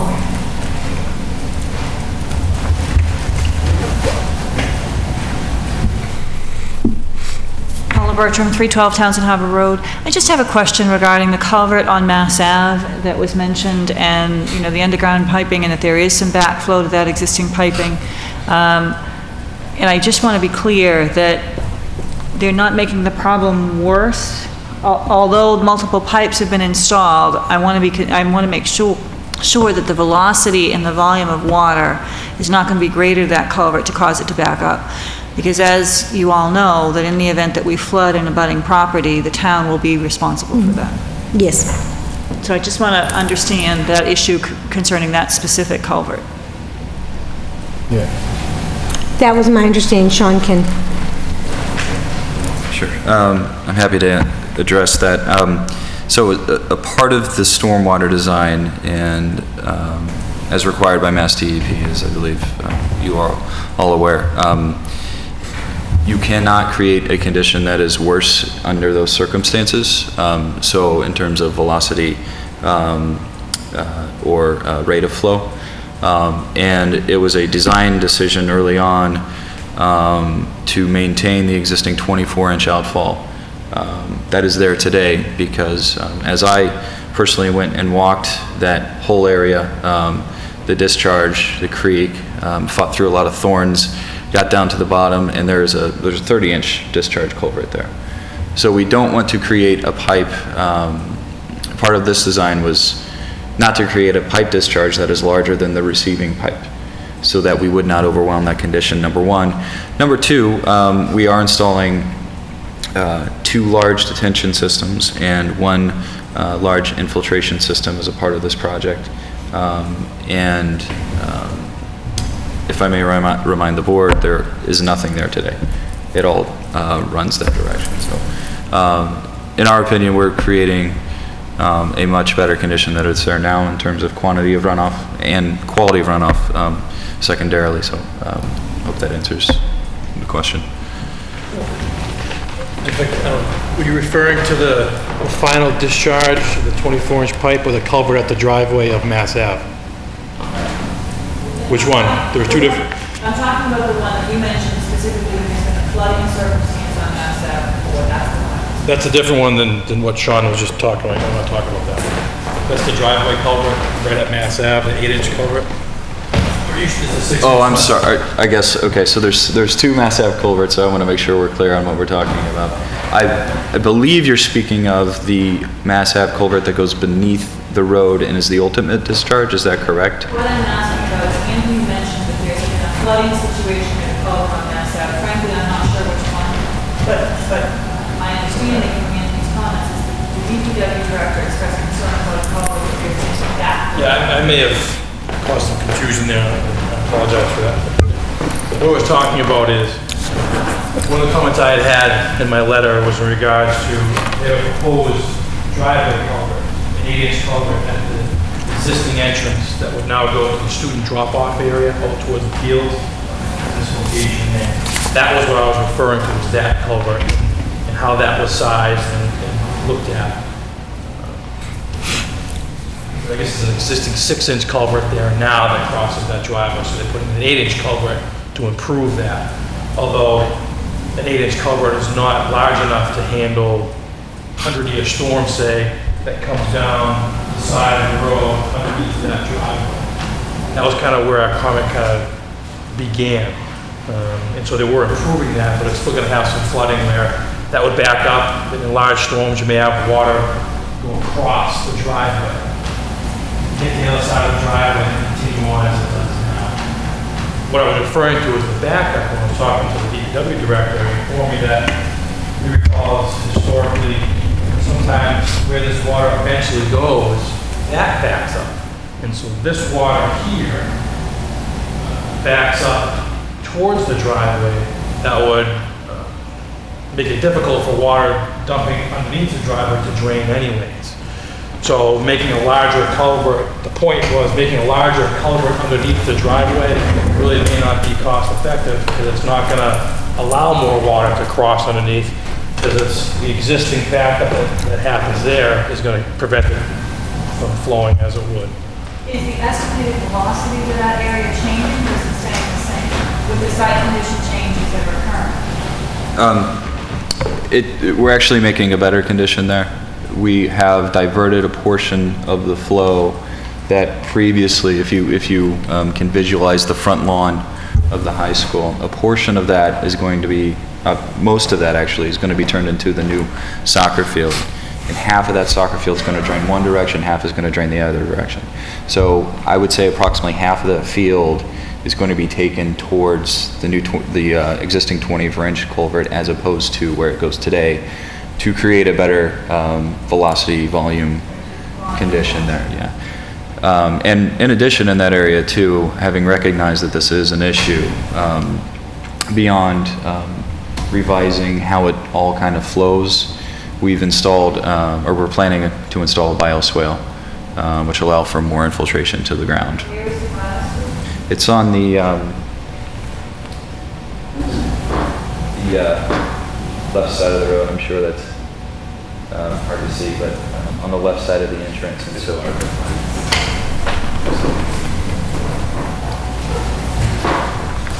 the left side of the entrance, there's a bioswale through here, and then we have a berm in this area too to help with that water from. And that would be pitched to eliminating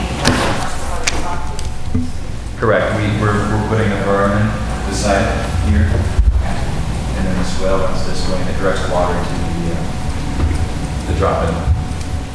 That's there. Any other questions?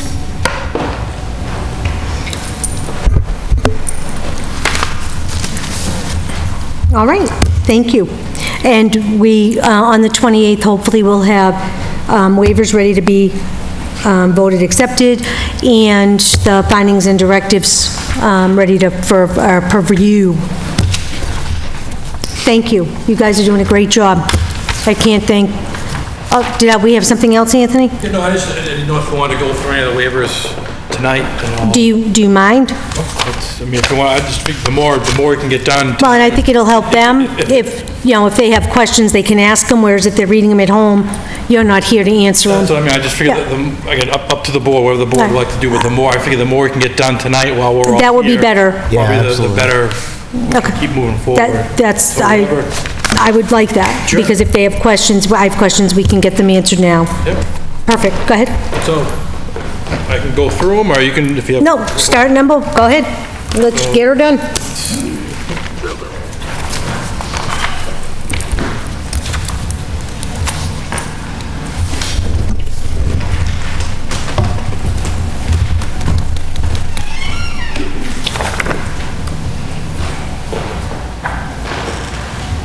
I'll just go through, I think David prepared this letter and got that over to you, so I'll just go through that, I guess would be the best.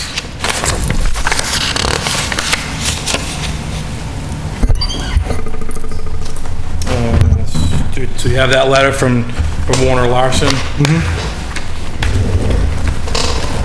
Effective bylaws. So, start with number 1. Proposed height exceeds maximum height of 38 feet in the Residence A district. Not sure procedurally if a waiver is needed from the planning board on that. It may be just a decision from the building official. But we put it in there just to be aware.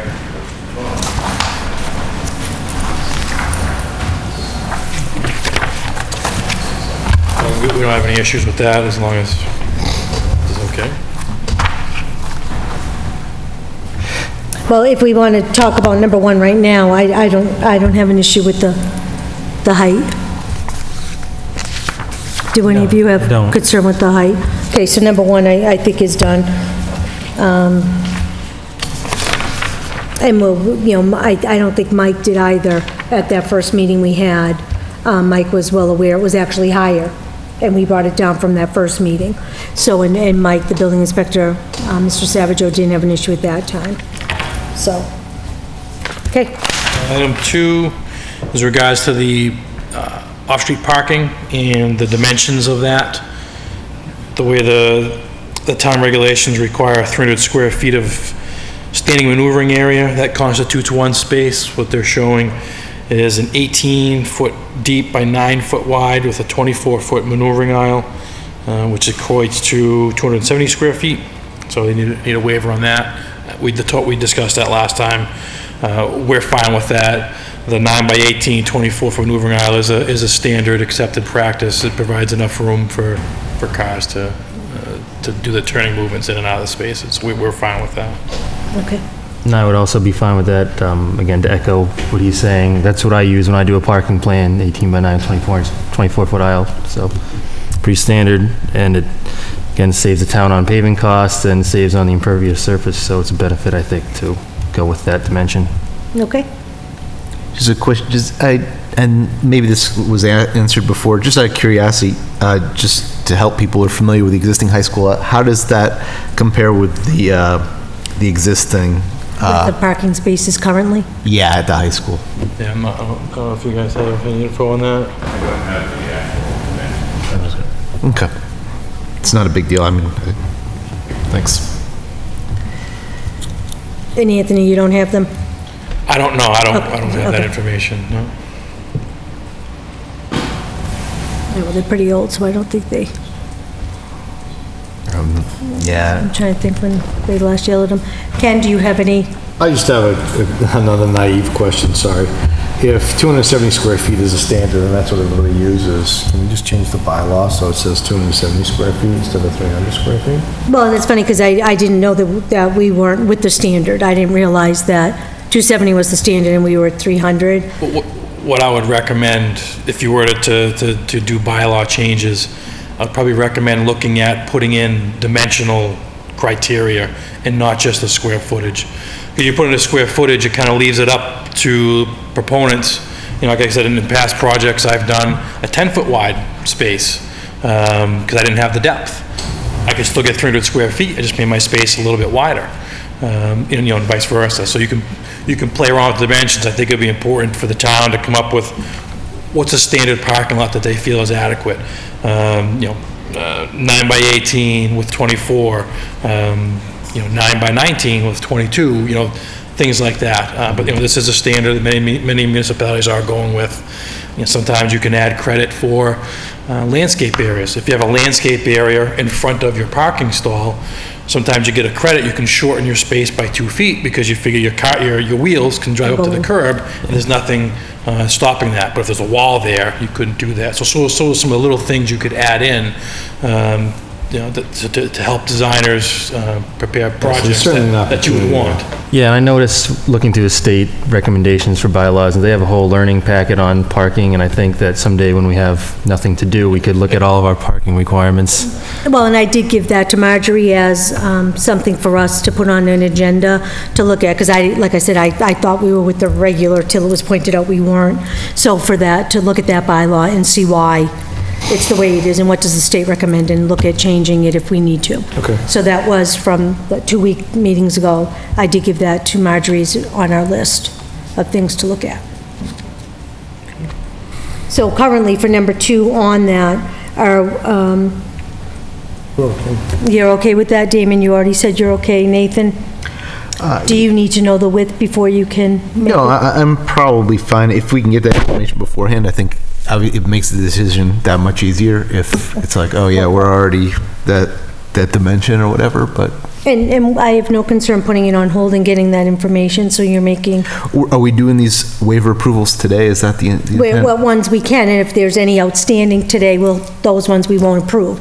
We can approve the ones that we don't have questions on now, and then that makes the meeting on the 28th just, Yeah, I that mean, much I less. guess, yeah, that'd be good. I guess I would be willing to vote for it. I mean, I don't see the alternative, though, to not approving this in terms of, like, given the constraints on the parking space, so push comes to shove, I'm probably gonna approve, I would vote. If you were gonna increase it and hold them to that larger square footage, you're gonna lose parking spots. right. Yeah, which isn't gonna work, so, yeah, I would probably support the waiver today, whenever, but it's more like informational for other people if they're, maybe if someone's real worried about it, and then you tell them, oh, it's actually smaller right now, Then, they're right. less worried, but. And that's fine, so, all right, so why don't we approve the waiver, and if you can make a note to just let us know what the current space is, just send us an email, so we have that information. Great, yeah, that's awesome. Okay, so we are all in favor of waiver number 2, and waiving that dimension to 270. Or as Anthony did by 18 times 9. Yeah, it's the dimensions that they provide there, yeah. Yes? Yep. Okay. Go ahead. Number Anthony. 3 is, item number 3 is in regards to the screening. The way the bylaws read is that you need to have a strip of 6 feet in width, densely planted with shrubs and trees, at least 3 feet high, year-round dense screening. This comment came from on a portion of the property, a project, they're putting in a fence instead of a planted screening. So technically that would necessitate a waiver because it is, the way the regulations read, it doesn't give you an alternative. It doesn't say, or an appropriate fence screening, which is what they're providing. That was through coordination with a butter though, right? The reason for the fence? That's correct, yes. The abutter requested the fence, is that what the, Yeah, I can just advance that quickly here with the plan. The building committee was in direct communication with this abutter here, and there's the fence in question that we're talking about is right here. But we also have wrapped the fence along here, and in addition to that, provided taller evergreen plantings. Your bylaw requires only 3-foot height to start off with, and these are going to be, I think, in the 6 to 7 foot range when they start, and they're going to grow much taller than that because the building behind it, obviously, is what we're intending to screen there. A 6-foot high fence wouldn't screen the building. That's why we have the evergreens planted here. So in our response, we're basically saying the buffer is being provided as needed. And in other areas, for instance, this existing wooded area, we have other wooded areas over here by the tennis courts, essentially existing to remain, and plantings elsewhere that are existing to remain, provide a suitable buffer as they are. Go ahead. Yeah, just to, so I understand there was recently a butters meeting with the school building committee. I don't know if you guys got the feedback from that or attended that, and, is, from what you know, are the abutters pretty happy with the overall screening plan? I haven't had any specific feedback from a recent meeting with the butters. Okay, thank you.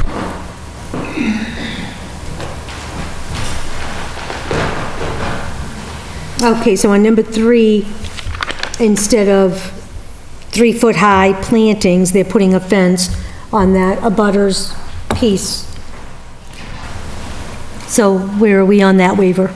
I'm good with it. Yeah, fine with it. I'm fine with it. Okay, so number 3, we're all fine, I'm fine with it myself. So number 3, we're fine with. Okay, Number 5 is in regards to driveway access off of the roadway. Regulations require two-way, each direction, 14-foot wide lanes, separated with a 4-foot minimum width island with keep right signs. So on Oak Ave, for example, just a standard 24-foot wide driveway opening with no islands. You know, so in this instance, we wouldn't have any issue with it. I mean, it's not an engineering thing, it's more of a preference. I believe, I can't recall offhand, but I thought there were other projects in the town that the board has allowed to not have an island in there. But And again, the benefit to putting that island, or not putting the island in, saved dimensionally, so they could save an existing tree. Yeah, this is a nice So there tree. was, I think a lot wider. Yeah. Right. so there's a benefit to waiving that one right there. Yeah, I agree. Yeah, because I'm looking, TC Passio's entrance has the little island, and the high school does not. Actually, there is the one, yeah, the driveway that's shared between Passios and the school there is an island there. The other side that would go to the now student parking doesn't. Right. And then the Oak Ave access, the new The Oak new Ave one. access would not either. Okay, so number 5, it's not going to have the island, and that's due to the tree. Is everybody okay with that? Yeah. Yeah, I'm okay with that. Oh, yeah. Okay. So number 5, we're all set with? Number 6 is in regards to the sign for the school. The sign It's too big. going to exceed the square footage requirements, and also the location is closer to the setback than required. So, I mean, same Now, thing. is this the marquee that was donated that lights up, or is there a different sign? Because I know a senior class last year gifted monies to get a marquee light-up sign. Is that the one we're talking about? No, there are 2 new signs proposed, since this is going to be the combined middle school and high school. Okay. There are 2 new signs proposed. One will be located here on Mass Avenue. And then the other one's going to be located over here on Oak Avenue. Okay. They're about 25 square feet, roughly the size of a sheet of plywood, to give you, scale. That way they can be visible from a distance as people are approaching in either direction. They're 2-sided signs. And where are the marquees going, Dave? Do you know where is there going to be a marquee at each entrance? The marquee, which is over here, I believe, at this entrance, is being salvaged, and I believe there's been discussion about locating that up here, but I don't think it's been finalized yet. We don't have that shown on the plans. Okay. It's currently located right here. Did you design the signs yet, or do you just know the general size? No, they're designed. Is there any material specifically that you could describe to us? They're designed as granite. It'll be like a flame finish with black lithochrome recessed lettering engraved in the granite. Great.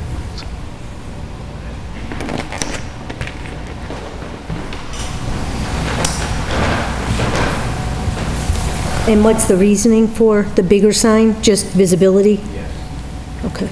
I think what kind of hinders this part is, this is zone residence A, so it's a residence A zoning.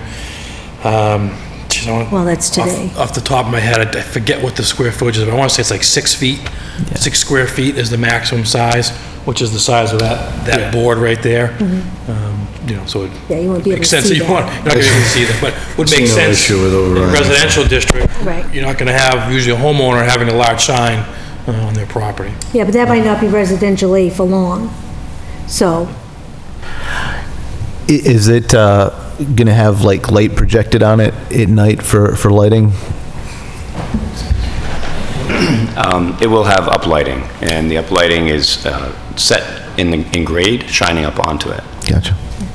yeah, because you figure it's dark during school time more than it is light. Okay, so number 6, the sign size, due to, I wouldn't be able to see that myself. I don't have any issue with the sign. It's also location too. It is a little closer to the street than the setback, which would probably be more of a building official granting that as well, but it is a little closer. Again, due to the Residence A district, I think it has to be 40 feet away from the street. Same thing, you wouldn't really be able to see it. Yeah, granted that we are going to be looking at the zoning of the town center. This is a municipal building important to the town. I think it warrants being that size and that location, especially seeing that's gonna be a nice granite sign, high Okay. quality, so I I would be agree. more than willing to waive that one. Yeah, I totally agree. Agreed.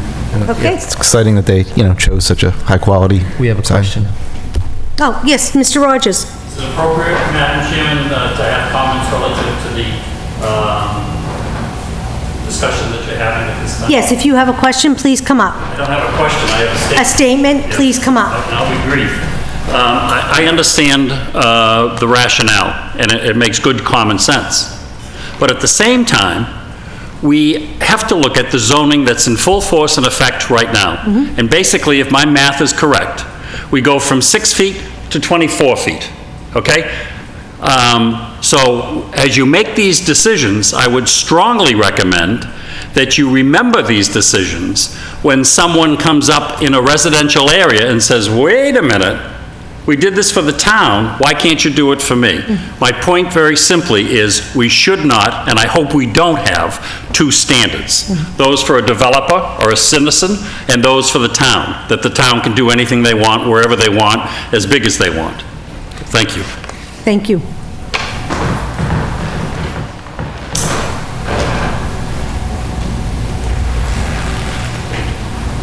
Number 7 is a reiteration of number 5 above. Different regulation, actually a different requirement. It's in regards to the entrance, having a strip in between the two lanes. This one requires an 18-inch wide instead of 4 feet landscape area. So similar waiver, different regulation, different requirement, but so it'll be the same as number 5. So my answer would be the same as number 5. Ken?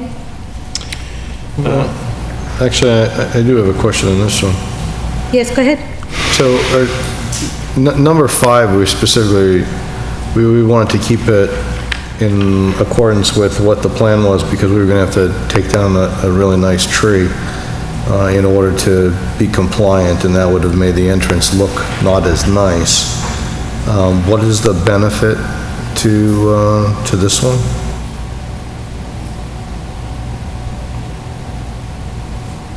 Or is it the same thing? To put this one in, they'd also have to take down the same tree?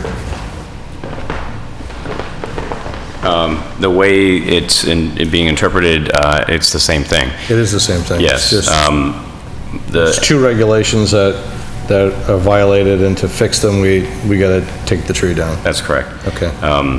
I think my interpretation when I was reading the regulations was literal with regard to one entrance and one exit, and thinking that we were creating the third entrance, exit off of Oak Avenue, and that was the exception that we were asking for, but I believe I may have misinterpreted your bylaw.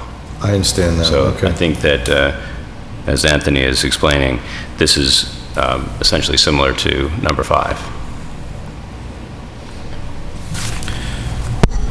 So the concern here is that we have another entrance to the student parking area, right?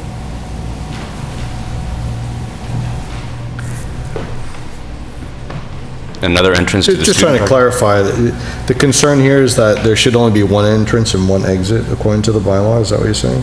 No? No, I think that was my incorrect interpretation. Oh, okay. And the division between the entrance and the exit is what's at stake here, the island The dimension, strip. the 18-inch Okay. width. All right. And so the driveway on Oak Avenue, which is a 24-foot width curb to curb, would be 18 inches wider and would encroach more on the root system of that adjacent oak tree. Okay. So it's very similar to item number 5. All right, I understand. Sorry about that. Because it's the same entrance as item number 5. Yes.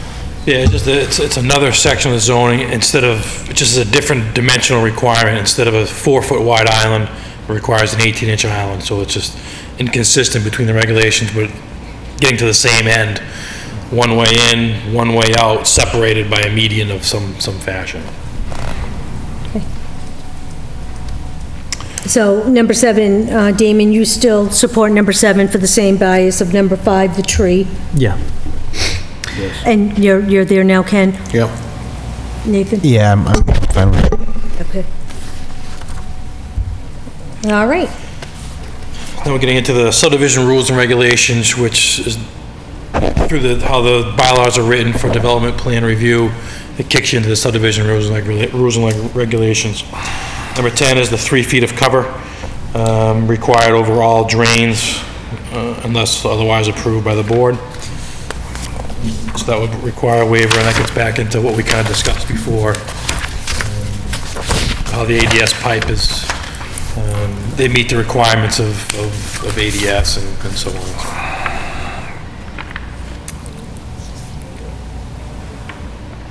And Jack's response to this was to just insulate as long as they insulate it? So that's a different one. Yeah, this Oh. is different. That's the sewer one. This one here is the material is okay for that depth. Oh, this was type the of one material that they're Sean came using. up, okay. And they mentioned that, having certain compaction requirements, and, as long as it's built, as we all hope, according to the plans, then it would act appropriately. So I don't know a lot about this stuff. I'm not a building professional or land development professional, so I'm kind of curious. I mean, it seems like everybody's working in good faith here. Just about, let's say they had done it at 4-foot depth. The plans would show the 4-foot or 3-foot depth. And is there like an inspection process for this, or or is it just sort of a good faith process, or what ensures that things underground that no one can see are built according to what's on the plan ultimately? I'm not sure if you guys know how this project is being done. On subdivision roads, for example, you would have a town official, or maybe even a review engineer or inspector to go and inspect that. On private developments, private developer goes in. Sometimes you don't have any inspections. It's basically their site. On this town project, I'm not sure how it's being worked out. I don't know if you guys want to. So this project, under the Massachusetts School Building Authority program, the town retains a construction manager, and the construction manager for this project is Shawmut Construction, as you may be aware. So they end up hiring the individual contractors to do the work. There'll be a site contractor responsible for actually doing the installation of the utilities that we're talking about. But then the town hires an independent testing agency that will be on site doing compaction density tests, doing grain size distribution on the materials that are brought to the site to make sure that they meet those requirements. In addition to that, the design engineers, under the direction of the architect, will be making periodic site visits throughout the construction of the project. So there are a number of ways in which there's oversight. The construction manager ultimately is responsible to build the project per the plans and specifications. And the owner does have the testing agent, and the architect has their design team out there for their periodic site visits. So that's how the oversight takes place in this type of project. Thanks very much for enlightening me on that. So Anthony, your recommendation is that for these 3, what is your recommendation for this 3-foot? Yeah, we have no issue with granting that waiver. Again, the plans are drawn correctly and calling for the correct things to ensure properly supported piping. You expect all plans to be done according to be installed according to plans. What happens in these situations is it puts a lot more onus on that installation. You don't have as much leeway if it wasn't done properly. So we just wanted to point that out. So we have no issue with the waiver. So should we just put an item in finding and directives to specify that someone takes special interest in it, or? Yeah, Matt, I wanted to bring it up more just in the public forum, so the applicants were aware, which they were anyways, and they've, responded, I'm sure, to their contractor. So it's an area that probably will have a little more focus just to make sure. Again, the comment was more, town project. You just want to make sure that you're not going to have any issues later on. So you could, you could put it in the finding directives, just kind of as a notation. Ensures that special attention be placed on the installation of shallow cover piping. Because there are reasons for it being shallow, like we mentioned before, as far as cost of excavation, and also to make their pipes drain correctly, they need to be at a certain pitch. So you have to start at one end and then work it all the way to the other, and over a long run, you have to be really deep on the ending side to make it work on the high side. I mean, the alternatives to these situations are you put in stronger pipe, ductile iron pipe, thick RCP pipe. It just costs a lot more money. So you're basically throwing money to try and take the onus off of a good installation. So in this case, you can go a more cost-effective route. You just have to make sure that the installation is done appropriately, which you expect that on all of it. Right. Mr. Rogers? Yes, thank you, Madam Chair. I have a question for your consultant. Does this pertain to water as well? To the water main? Yeah. There are no issues with the water main, so the water main will be 5 feet deep. That's my point. It's 5 feet for water, and we're doing something else, okay? That's a different reason. Okay, what's the reason? For the water main not to freeze. And that which is and I don't mean to have a debate, but I gotta understand this. The pipes that you're putting under are not sewer pipes for the 3 feet? They're just for electricity or? For stormwater. Stormwater. Okay, that's the only thing? That's the only pipes that I saw that had less than 3 feet of cover. Okay. Utility pipes don't require 3 feet of cover. Correct. This regulation is specific to stormwater. Okay, I think that's an important consideration, okay? Because if you're talking about something other than stormwater, it sometimes has a different bent, and I appreciate the color. And the regulation it says specifically drainage. Okay, I appreciate the clarification. Okay, so we're on number 10. And Damon, you already answered. I'm good with this. You go with number 10 with the Yeah. drainage? Damon is fine, Nathan? Yeah, I'm fine with it. Can I just have someone put it in our finding and directives to just pay special note to the installation of this?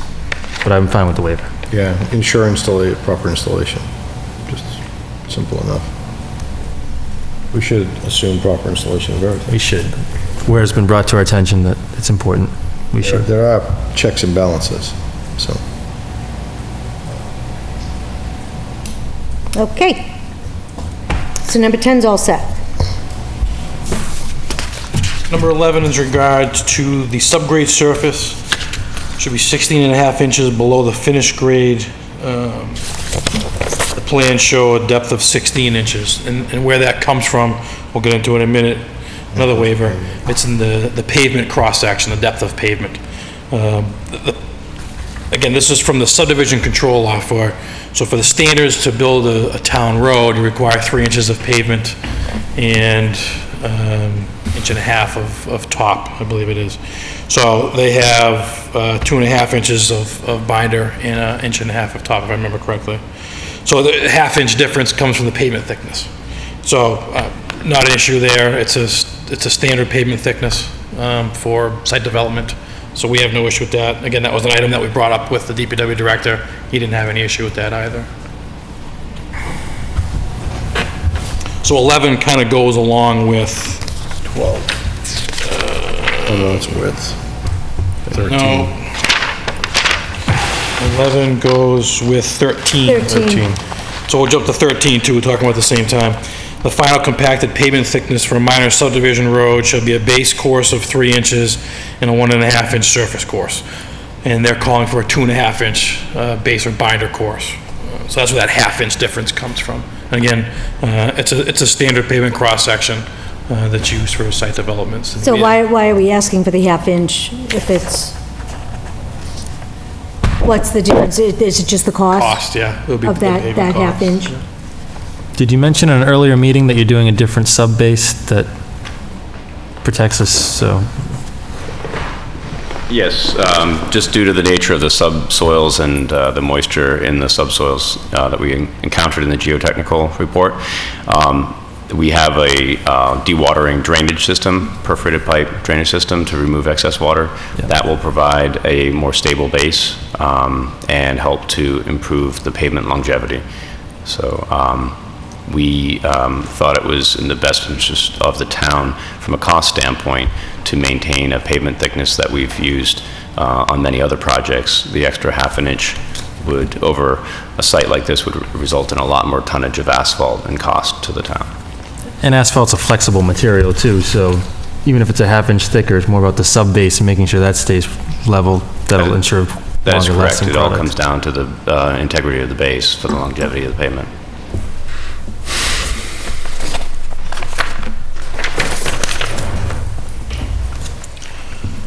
So we have no issue with those waivers for item 11 and 13.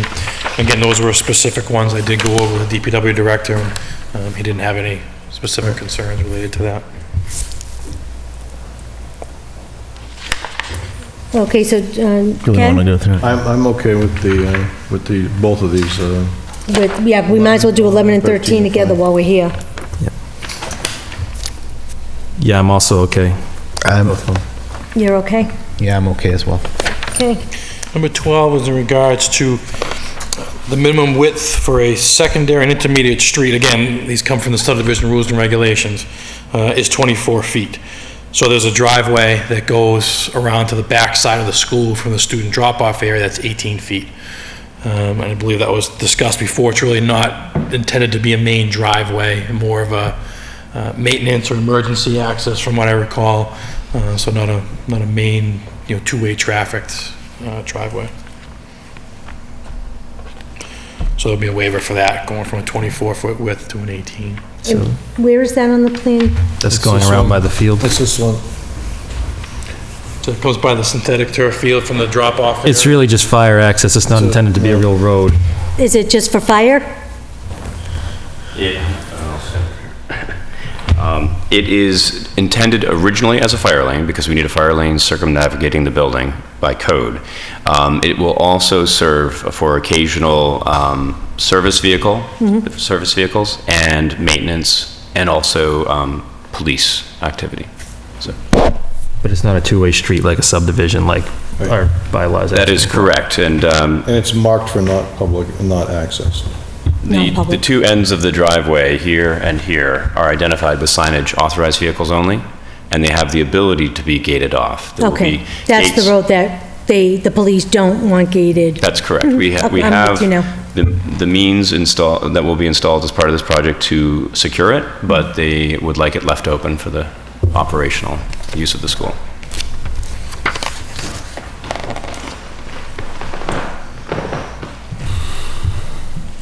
Okay, so number 12. Ken, I'm good with that one as well. I think it makes sense. Damon? All set. Yeah, I'm good too. Okay.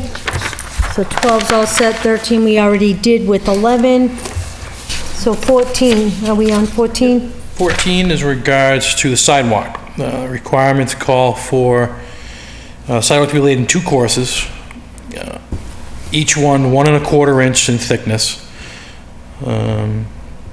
to have a total thickness of 2.5 inches, and then shall be constructed having a 9.5 inch gravel foundation.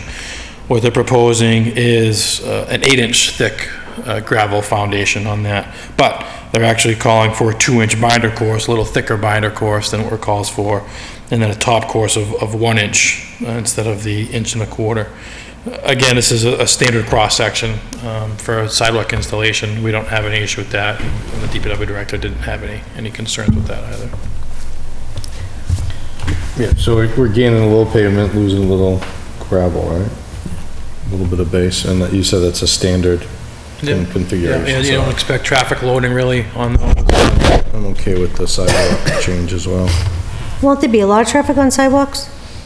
Did you say there won't be any traffic on? Not vehicular anyway. I mean, Oh, Vehicular traffic, I mean. yeah. Oh, all right. I was gonna, I know, I was, That's okay, what I I think meant, the yeah. kids will be using the sidewalk. Oh, sure, yeah. Yeah, okay. I'm with you now. Because that's what I'm thinking, is it's Yeah. gonna be a lot more traffic than your normal. Yeah, but it wouldn't be susceptible to the pounding of vehicles day in and day out. yeah, again, I'm fine with that. It's one of those things where we get very specific with our rules and regulations, but there's more than one way to skin a cat, so that's why we're up here talking about all the waivers, but this is, again, standard cross-section, so. Okay. Next question in the audience. Oh, Mr. Rogers, come on up. Thank you. Again, I don't mean to be nitpicky, but you hit the nail right on the head, Damon. There's many ways to skin a cat.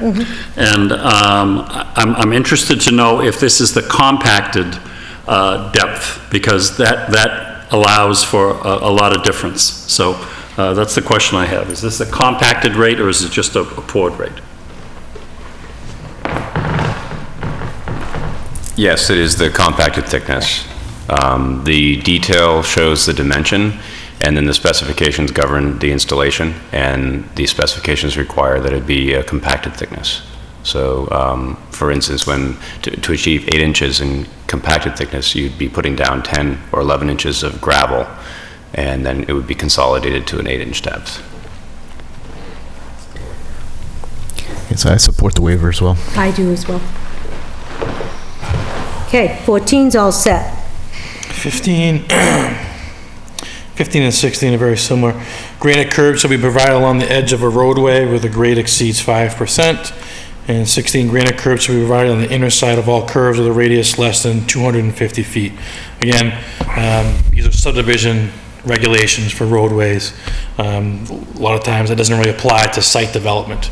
You don't usually see granite curbing on radiuses in site development, and when grades exceed 5% on site development, you don't usually see granite curbing either. So we would be fine with those waivers. DPW didn't seem to have any issues with. Well, because the DPW does not prefer granite, is that correct? Correct. That was the understanding I got, is they're not a big fan of granite curbing.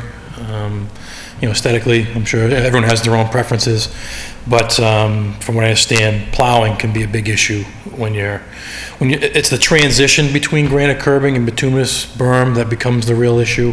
You can do it. I mean, but you can see it done poorly, and especially the transition from Cape Cod berm, which is a relatively flat berm, to a vertical granite curb. That transition can get difficult to do, and when you do it, sometimes it even doesn't look really well. But that's where you have the issue of the plow on the Cape Cod berm. The benefit of that is plows can kind of ride up on that and not be hammering that, and so doesn't get abused as much, so it's easier to maintain. And then when you come up to that granite curbing, if that transition isn't done just right, that plow is going to hit that granite curb, and that's going to start chip away and bang on that. So really around these radiuses, again, for roads, it really applies to the subdivision control law and road type stuff, but you don't see it much on site development in those areas. Even on roadways, I'm sure that waiver gets asked for many times for that granite curbing. So we had no issue with that, and DPW seemed to be in support of that waiver as well. Okay.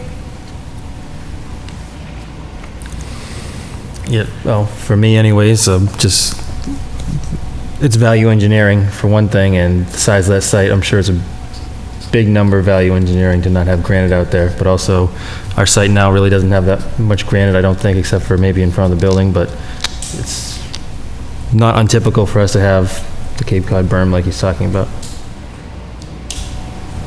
Yeah, I think the Cape Cod berm looked nice as well, so I support it. So you're doing 15 and 16? Yeah, 15 and 16, and then 17 kind of rolls into it too. The granite curb shall be provided at intersections along the roadway, the distance of the curb plus a street section. So that's specific to where you'd have your curb cuts from your project onto the road. It's a separate requirement that you have granite curbing at the mouth there as you enter and leave the site. We have granite curbing there now, correct? Not at Oak Ave, I know that. Not Oak Ave, but Yeah, there's no access on Oak Ave. The driveway between Passios and the school, I believe, has granite curb. I'm not sure if it's sloped or vertical, but I believe that has granite. But they're not touching that. On the other driveway, I don't think it does. On the existing driveway, I don't think it does. I don't know. I don't think so. And then again, I don't want to. There's a question behind you, too. So this entrance has no granite? Not that I remember from my days. Robert Eversole, 94 Main Street. The formerly Lunenburg Village, the luxury apartments on the Whalen Road, the Zoning Board of Appeals is going through the discussion about granite curbs, and I believe that the current requirement by them and the agreement with the developer is to have granite curbs at the intersection to be consistent with other subdivisions. So as Mr. Rogers talked, we need to have some consistency across the town, and that was one of the things that they were specifically requiring because of intersection aesthetics, but within the subdivision, within the development itself, they were going with Cape Cod berms as well.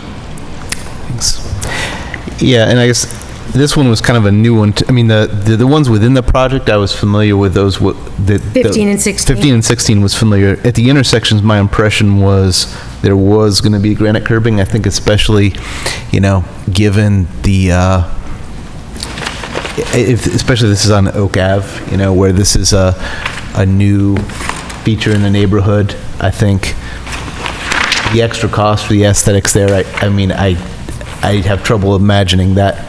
I think that not value engineering that part is the impact's probably small enough to support, like, is aesthetically pleasing an entryway to the neighborhood, especially, given the other compromises we're making on the entryway there. Okay, so let's go back up to 15 and just keep it right now, 15 and 16, because those are within the, those are within. And That's why I started with those two.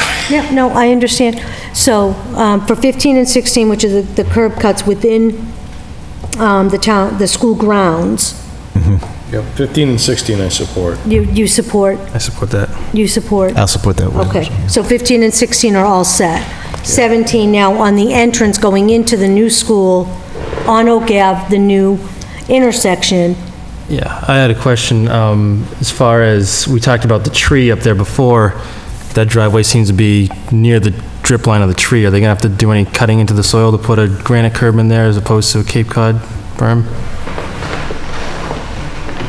The additional excavation for a granite curb in that location would not be significantly detrimental to the tree. You have to excavate considerable amount anyway for the pavement cross-section, as you know, the 16.5-inch cross-section. So I might just point out for further consideration of the board, our thought process. And if you decide to make it granite curb, I think we're fine with that. It's a value judgment, and it's also a matter of how you want to manage consistency with the regulations in town.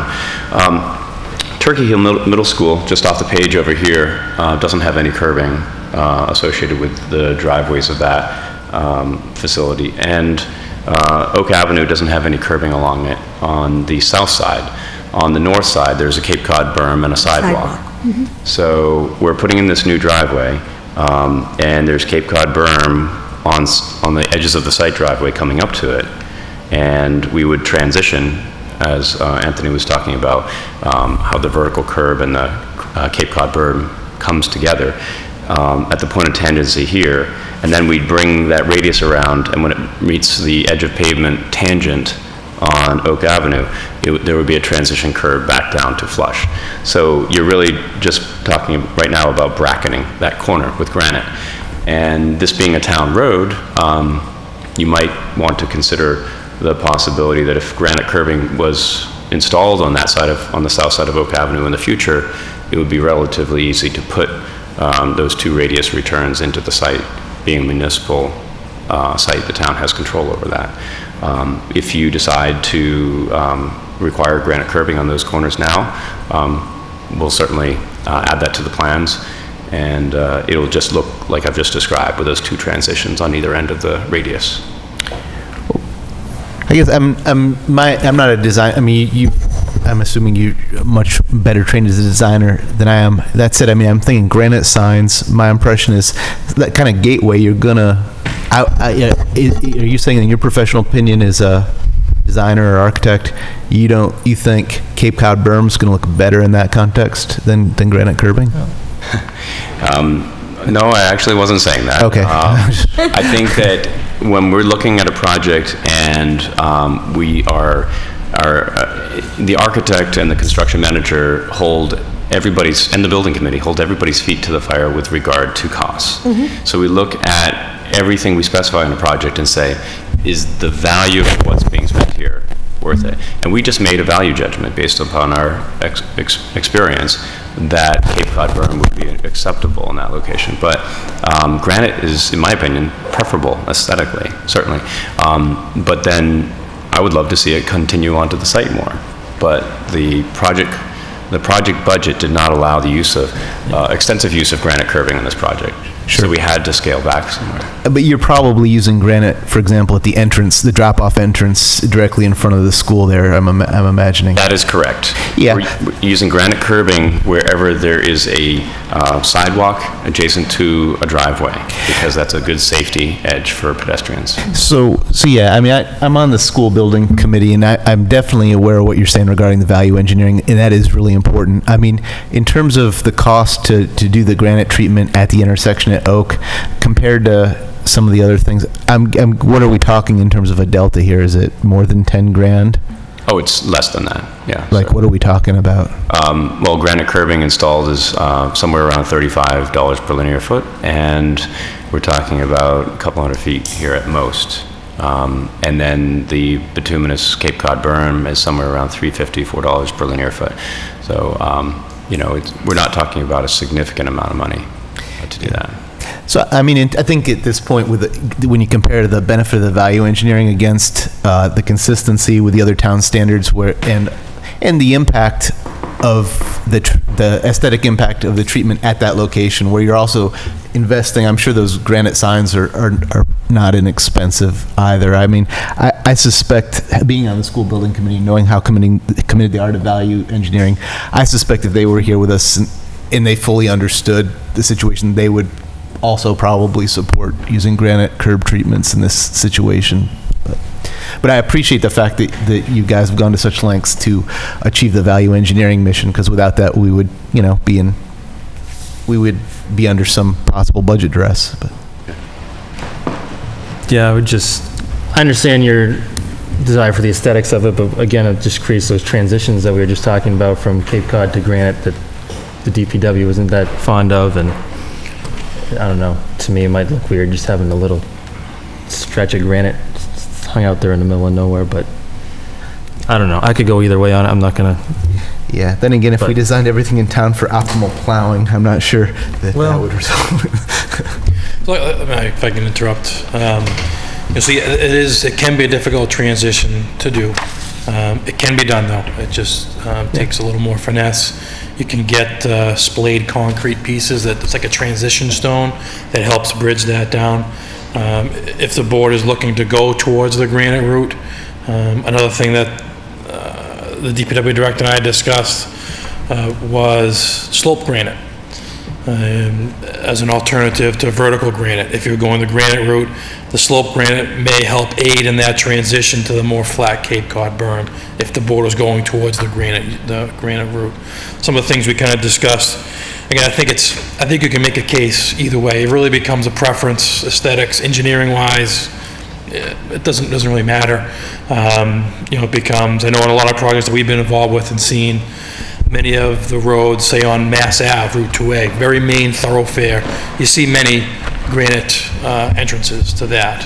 But as pointed out, the Turkey Hill Middle School, maybe on Oak Ave, not a well-traveled road. Maybe that's why granite curb didn't go in at Turkey Hill, for example. But you definitely see it on like Mass Ave. Like the fire station has it. I can think of like Electric Ave, the Emerald Place at Lake Whalum. We had it all around that project, all main roads around there. So I think you can make a case probably for where to have it and where not, but I think you can also, go to slope granite as an alternative to transition if you want to go that way. I think you can make a case either way probably. It really becomes a preference in the standard for the town. Okay, so Ken, where are you at? So the standard doesn't call out whether we put regular or slope granite, correct? So. I don't believe it does. I believe it's just granite curbs. Oh, it's straight granite, so. I think it just says, the way I understood it was just granite curbs. To answer your question, you're right. I am correct. Yeah, as long as it's granite, it doesn't specify sloped or regular, it's just saying Right, granite. so I was actually going to suggest the same thing. I think the slope curve to a Cape Cod berm is a nice transition, and I think it would keep the consistency of the look of that curve going around the corner, but it dresses up the entrance with the granite. If they're in agreement and okay with that, then this is one that I would probably recommend not doing a waiver on and recommending the slope granite. Yeah, I mean, to me, there's no other granite on that street, so I would grant the waiver, but I don't care, really, so. Yeah, I guess for me, I feel pretty strongly about the impact of granite curbing as a design standard issue, especially at gateways. It's something that I can imagine wanting to enforce in other sites. So do you want the sloped or? Well, as far as how they handle the transition, the better they can handle the transition for, I would, if they, on the parts where they can use standard granite curbing, great, for this, making the transitions work, if they slope granite helps, I'm all for making the transitions work smoothly. So would you be willing to do the slope, the sloped granite? Well, I mean, I don't want to speak for them, but on a private, say if I was in a private development, I would say I would leave it up to the developer to put in whatever granite they would prefer to put in. Town project, may want to, discuss it a little more. Slope granite versus vertical, again, wouldn't matter to me as long as that transition is done appropriately. So I can let them. Just for your consideration, since the aesthetics is a concern, on these two radius points, vertical curb will be cut in radial sections, so they'll be curved. Sloped granite curbing comes in straight segments, and the way curves are created is using shorter segments. And so you'll have, and when it's done correctly, say 3-foot segments, you'll have more joints, and that's how your curve is created. But I think that my understanding of this is that the intent would be for subdivisions, for instance, to use vertical granite curbing because it would typically align with the vertical curb on the adjacent street. So the transitions can be done correctly or done aesthetically well. I think that just simply going from vertical to sloped before going into that Cape Cod berm would be the way to handle that. Okay, perfect. So we're agreement on number 17 is a no. And we're going to stay with that granite curbing. 18. Oh, yep. Sean just mentioned something to me that since the two existing driveway openings on Mass Ave are existing, we're not proposing any changes to them. Any non-conforming conditions there you might want to consider granting a waiver for those, since we're only talking about Oak Avenue at this point. Okay, I wasn't clear how that worked, because I noticed on the project map, you sort of, for good reasons, they don't really, well, maybe it's just the visual, they don't look like part of the project right now. We drew the limit of work where we absolutely minimally had to in order to make the connections to existing infrastructure, both driveways and utilities and that sort of thing. So yeah, we're not actually changing the configuration of those driveway openings on Mass Ave. Right, so basically they're saying if we want to upgrade that to granite, we have to do that. It's not part of this project. So I guess the way it's drawn, we don't need to waive anything here per se, if that's not part of your project scope. I guess the question is, at this intersection here, if it's not too much work to do the granite treatment there, where are you pointing? Wait, where are you? At this entrance here. Westerly entrance is, I believe, does have granite curbing. The one that serves both patios. Yeah, he's talking about the High school? condition. No, at the intersection of by the Brooks house going in there. He's talking about further into the site where the road splits, the little Y there. Oh. But I would advise against putting too much development to that because we're going to talk about the future of Memorial Drive later. Yeah. So I wouldn't put too much infrastructure into that intersection right now. But currently there's granite at TC Passio entrance, there's not granite at the high school. Correct. So where is the other granite sign going to be located? Okay. One at Oak Ave and one, my understanding was there were two large signs. That's correct. The other one is located right here. Okay, and that already has granite curbing there? Yes. Yes. Okay. Yeah, it's the student parking lot entrance is the one that does not. I guess my recommendation would be regarding, so I understand what they're saying is, they don't want to get stuck without a waiver where they need one. Would it be possible, before we grant a waiver on those, I guess I would be interested in making sure who is it, the school committee or the school building committee that would be sort of the client or in this project? The school building committee. The school building committee? Yes. I guess before granting, so I think we're understanding not to grant the waiver on Oak. If you want to seek a waiver, I guess the only place you really if you want to seek a waiver here, I think I understand what Damon is saying. Don't invest a lot of money in something we have no idea what it's even going to end up being yet. Well, no, what this waiver says, number 17 says, granite curbs shall be provided at intersections along the roadway. So this is encompassing the 3 intersections. Right, so, I guess where I'm going with this is I definitely don't want to grant a waiver for Oak. This is me personally speaking. I would consider it at the other 2 intersections. Absolutely. Yo, please. The way I understood the recommendation, again, coming from the subdivision control law, so it would be street intersections. Right. So the way we would interpret that is your intersection would be with the street. Right, the 2 on Mass Ave, 3. There's only Not Anything in the property. one that we're doing construction on, so. But this is saying that, our bylaw is saying all of them should have, and if we don't give them the waiver, No. There's only one street intersection they're building, so the waiver only pertains to one, which is the one on Oak Ave. The other 2, they're not constructing. So that would be the right, this one has granite curb. They already are existing, and they're not reconstructing them, so they do not need a waiver for those. You're not changing this entrance at all? That's correct. So they're not part of the plan, they're not part of what we would be waiving. We'd only be waiving Oak Ave, and we're saying Oak Ave, we don't want to waive, we would like that to have the granite. Yeah, I guess I'm not sure. I understand it looks very clear, like that's kind of I'm getting granite curb.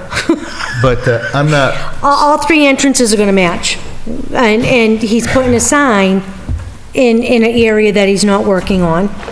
Okay, well, that's expanding the project scope, because currently, the student entrance is not part of the project scope, and if they're gonna put granite curb there, then that would be expanding to that entrance. Right. Was there a particular reason for not including those intersections with Mass Ave? Do you have to file with DOT to touch those? Is that what the reason behind that was? Yeah, that, as soon as you begin working on a roadway portion, in which case, I believe your bylaw would cover a granite curb that would go out and then sort of abut Mass Avenue, you need to file for an access permit with Mass DOT. To put that curb in there? Put the curb in there. Anytime you work in the right of way. In fact, we've already filed for 2 permits with Mass DOT under this project. One to put in the water utility, and one to do some grading in this area, but just not touch the actual physical roadway. So it would be an extra filing with DOT, and would that be a long process, or? This past process wasn't very difficult, but they would have to agree with your decision. And they might start looking at our site distances and everything there too? Open a can of worms if we file for that intersection? They haven't done that yet. I don't want to speak for them. Anything's possible, but. I think I'm kind of with Joanna on this one. I think, it's kind of, I think it makes sense. They're doing work there for drainage anyways. I think they should do the curbing work. The cost here is relative to project cost, and even relative to the increased cost the engineering review is put on the stormwater. I mean, the overall increased construction costs incurred by the, very positive changes through this process, my understanding from school building committee so far, is about $200,000 to $300,000. I think it's closer to 2. And those are good reasons for incurring those additional costs to achieve a properly engineered stormwater system. So no regrets there. I think the increased cost we're talking about from curbing at the entrance from what the architect has said. I get that point. My only concern is when Mass DOT comes back and tells you to move that intersection and we lose a field because of the site distance not on that entrance, I don't want to be the reason for that. I mean, we're supposed there. I don't know where it stands, but we were talking about re-engineering the speed. Jurisdiction, though. I mean, our jurisdiction isn't it limited to the project, not beyond the project scope? This is beyond the project scope. That's I'm not totally sure about that. I mean, they've kind of artificially constrained the project scope to end 8 feet from the edge of their property. If a private developer did this, I think we would you know, we wouldn't say, oh, okay, you're going to stop your driveway 8 feet before your driveway, or, you know, I don't think that would necessarily fly. Mr. Ebersol had I'm a great proponent for the granite curbing, but I'm also very concerned about DOT and Route 2A. And I think I would recommend that you not take any action tonight and go back and talk to the engineer, not the engineers, but the rest of the design as far as why they stopped it, because I think the sight line and other issues that as soon as you touch that and you do construction, you may be dealing with the field, you may be dealing with a lot of other upgrade standards beyond which go beyond just granite curbing. So I think there's a little bit more research that needs to be done on that part. Okay, fair point. Anthony, your thought?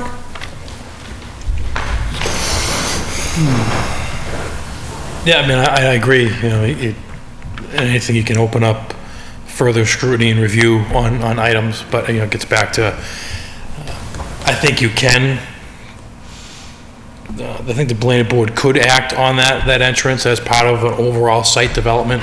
You know, just because you're developing one portion of your site doesn't mean the focus is always just on that. You know, every case is different. You know, this one I think you could look at that as part of the development. You know, but again, it's I can understand. It makes sense, I think, maybe to not act on anything at this point. If there are other items that are going to be discussed at the next meeting, I don't see there's any reason to force a decision on this. So let's put number 17 on hiatus. That one will be on hold while we research that.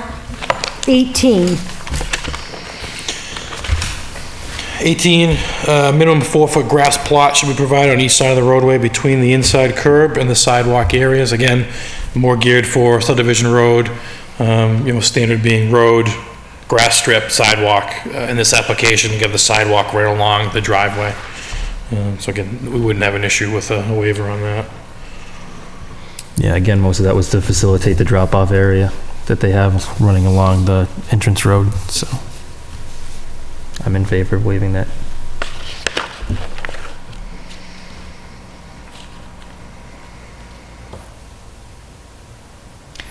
I'm curious, just from the design standpoint here. I mean, some of this, the sidewalk location looks pretty constrained. I mean, it's a pretty constrained site. Is the walk goes out to Mass Ave there? I'm curious. There may have been good reasons for this. There was, you know, between the lacrosse field and the road there, it looks like there, you know, might have been some opportunity, although maybe the grade stinks and that's why it's where it is. What's the thought process for putting it adjacent to the road versus, like, I don't know, other side of those trees or whatever? So we're talking about right here? No, I was thinking, sorry, lower right. Over here? Yeah, there you got it. Yeah. You know, the existing sidewalk there, the driveway in this area follows the existing alignment. Okay. And the existing sidewalk is, let's see, it's adjacent at this point, and then we're moving the driveway over. And I guess it was really the existing trees in this area by just keeping the cross-section of the paving minimized. We didn't splay it back out. Once we get past this tree, there's no reason why it couldn't be a little bit further away. But that's kind of a unique situation. All along the rest of the paving and curbing, we have it adjacent for one reason or another. Yeah. Here, it's adjacent to our parking lot. Here, it's adjacent to drop-off. Okay. Yeah, I don't have I don't have a strong opinion about it. Thanks for going over that. Sure. All right, so 18, Ken? I'm fine with 18. Waiving 18, Damon? I'm fine with 18. And Nathan, you just said you were fine? Yeah, I'm okay with the waiver as 19? 19 is regards to 5 feet of cover over all sewer mains is the requirement. There are a couple lines that have less than 5 feet of cover. So if the board grants that waiver, our kind of follow-up or recommendation would be that if you do grant that waiver, that the caveat should be put that to include the requirement of insulation above the sewer pipe at any location where 4 feet of cover is not provided. Again, that would be for frost protection on that. And how many are 4 feet? There were 2 locations in and out of manholes that had around 3.5 feet of cover for various lengths. I don't know the exact lengths, but there's 2 manholes that had pipes in and out that had less than 4 feet of cover. Can we make them 5 feet of cover?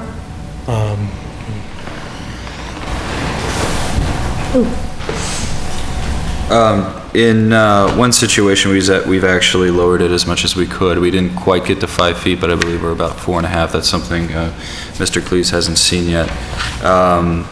In that area, we could not go down any further because of separation to storm drainage crossing that we had. So unfortunately, that one's kind of fixed. The other location is the drop, the lowering of the existing sanitary sewer discharge for Passio School that travels below the future soccer field. In order to lower that further, you'll end up chasing that quite a long ways, almost into Massachusetts Avenue. So, you know, it would add substantial cost. In that latter case, we've actually gone ahead and included some insulation in order to avoid the freezing concerns and those sort of things. And generally, you know, effluent and sewer by its nature isn't necessarily prone to it, but it can happen from time to time. So in that case, we believe it's probably prudent.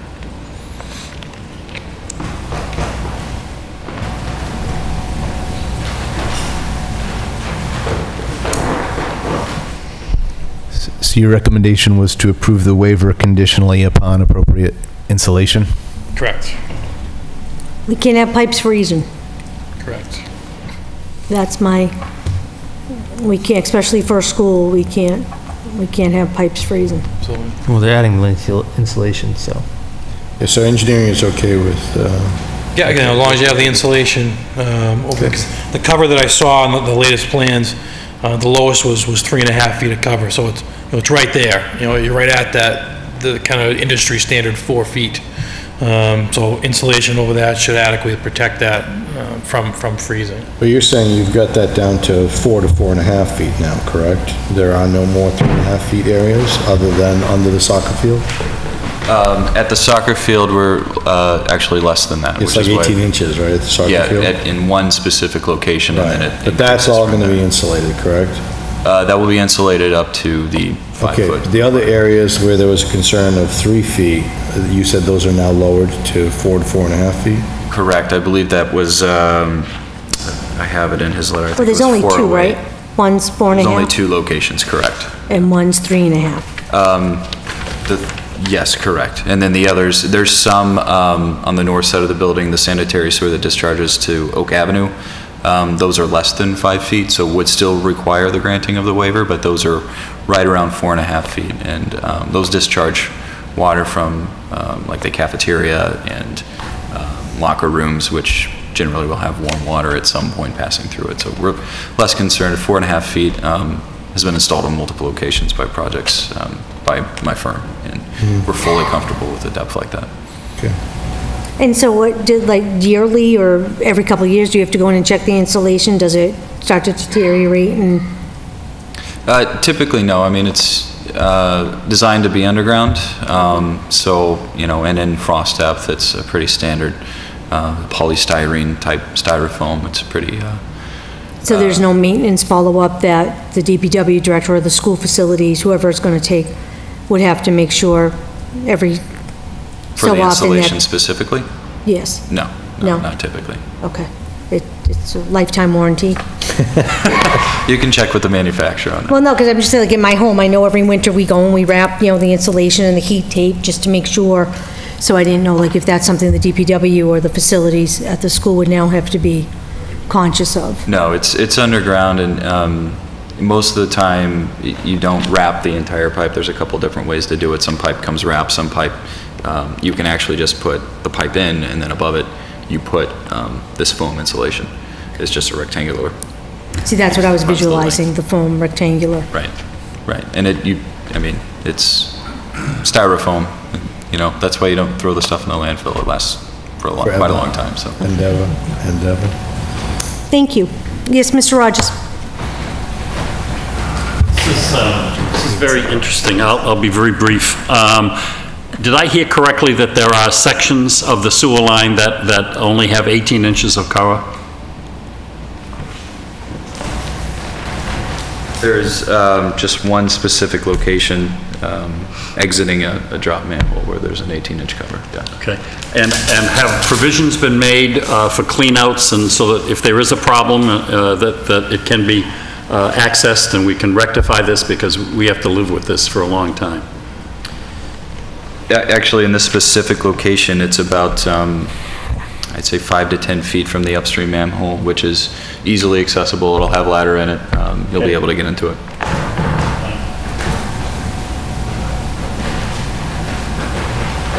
All right, so 19, manhole cover insulation. I'm good with this. Yeah, I'm good with the depth as long as they're providing the insulation. Yeah, like he's a conditional on appropriate mitigation. Okay. 20.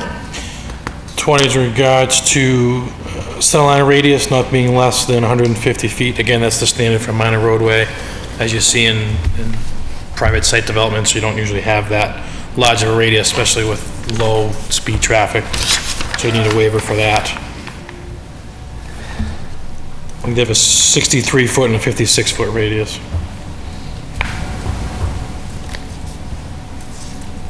Um, 20. Could you show us on the map, Anthony, or somebody? Sorry to. They're outlining it here that it's It's in 2 locations. 2 locations, one's existing and they're improving it down by the tennis courts there. Gotcha. So Number 1. this entrance right here into the student parking lot. Yep. We actually see that as kind of a traffic calming feature. We also have these speed tables in here that will help to control speed. But when you're entering a parking lot, this is really a generous curve, and it's not unlike other maneuvering that you have within a parking lot itself. But it's essentially an existing condition that we're smoothing out a little bit. The other location is right over here, and this is the large tree that we were mentioning in our response that we're trying to save. If you know right now where the existing high school is, there's a row of trees along here. Well, the grading for the field is eliminating some, but we're able to save these 2 at the end, and we're making this turn here, which in the future development of the Passio site, this whole configuration here might change anyway. But at this point, we see this as kind of like the driveway into the high school site. Thanks a lot for illustrating that. Appreciate it. Okay, number 20. I'm good with number 20. Waive it. I support the waiver. Okay. Obviously specific to the 2 requested locations. Yeah, those 2 requested locations. Yep. Number 21, interior driveways. So now we're getting into a different set of regulations. These are regulations of the planning board in regards to design and construction of off-street parking and loading areas. 21, interior driveways and roads shall have minimum widths of one-way 15 feet and two-way 30 feet. So again, as mentioned, there's 24-foot and 18-foot driveways in the project. So I think those are 24-foot is a standard width pavement for interior parking driveways. So basically, it amounts to having less impervious surface. And it's the same reason for number 12. The driveways have been designed at width of 18 feet. For the one in the back, but there's other sections of the site that have 24 feet, which wouldn't meet this criteria of a 30-foot wide. So there was one regulation before that was a 24-foot wide road. So that's in the subdivision standards. You can't have a roadway less than 24 feet. But in this section of the planning board standards, you can't have a driveway less than 30 feet. So in this case, the standards for a driveway are in excess of the standards of a minor roadway. And wasn't the 30-foot driveway for the big boy? The fire truck, the big fire truck didn't fit, and that's why we had to change the... Well, this is the regulation, it's 30-foot wide. Through some of the tech review meetings, some of the public safety officials requested a wider width from Mass Ave up to the drop-off area. Yeah. And that was just based on experience. People, waiting to Line, drop off right. and pick up children, you have a line of queuing cars there, so sometimes there's difficulty to get two-way travel back and forth. And in that location, I believe the applicant made a wider driveway. I think they had it around 24, 28 feet before. They did. And they did make it wider, Yep. 30 to 32 feet in that area. So that's from the Mass Ave up to the drop-off area. But then when you get beyond that, out to Oak Ave is 24 feet, in between all the parking spaces, 24 feet. Then you have the 18-foot maintenance driveway around. So similar waiver, but they did improve the width from Mass Ave to the drop-off as requested by Public Safety.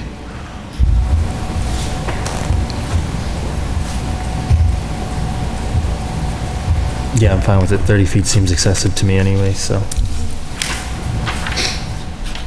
Especially here, having it narrow would also serve as traffic calming, so kids wouldn't be flying around, so. All right, Ken, where are you at? Well, do we know where the 30-foot regulation came from, what the reasoning was behind it?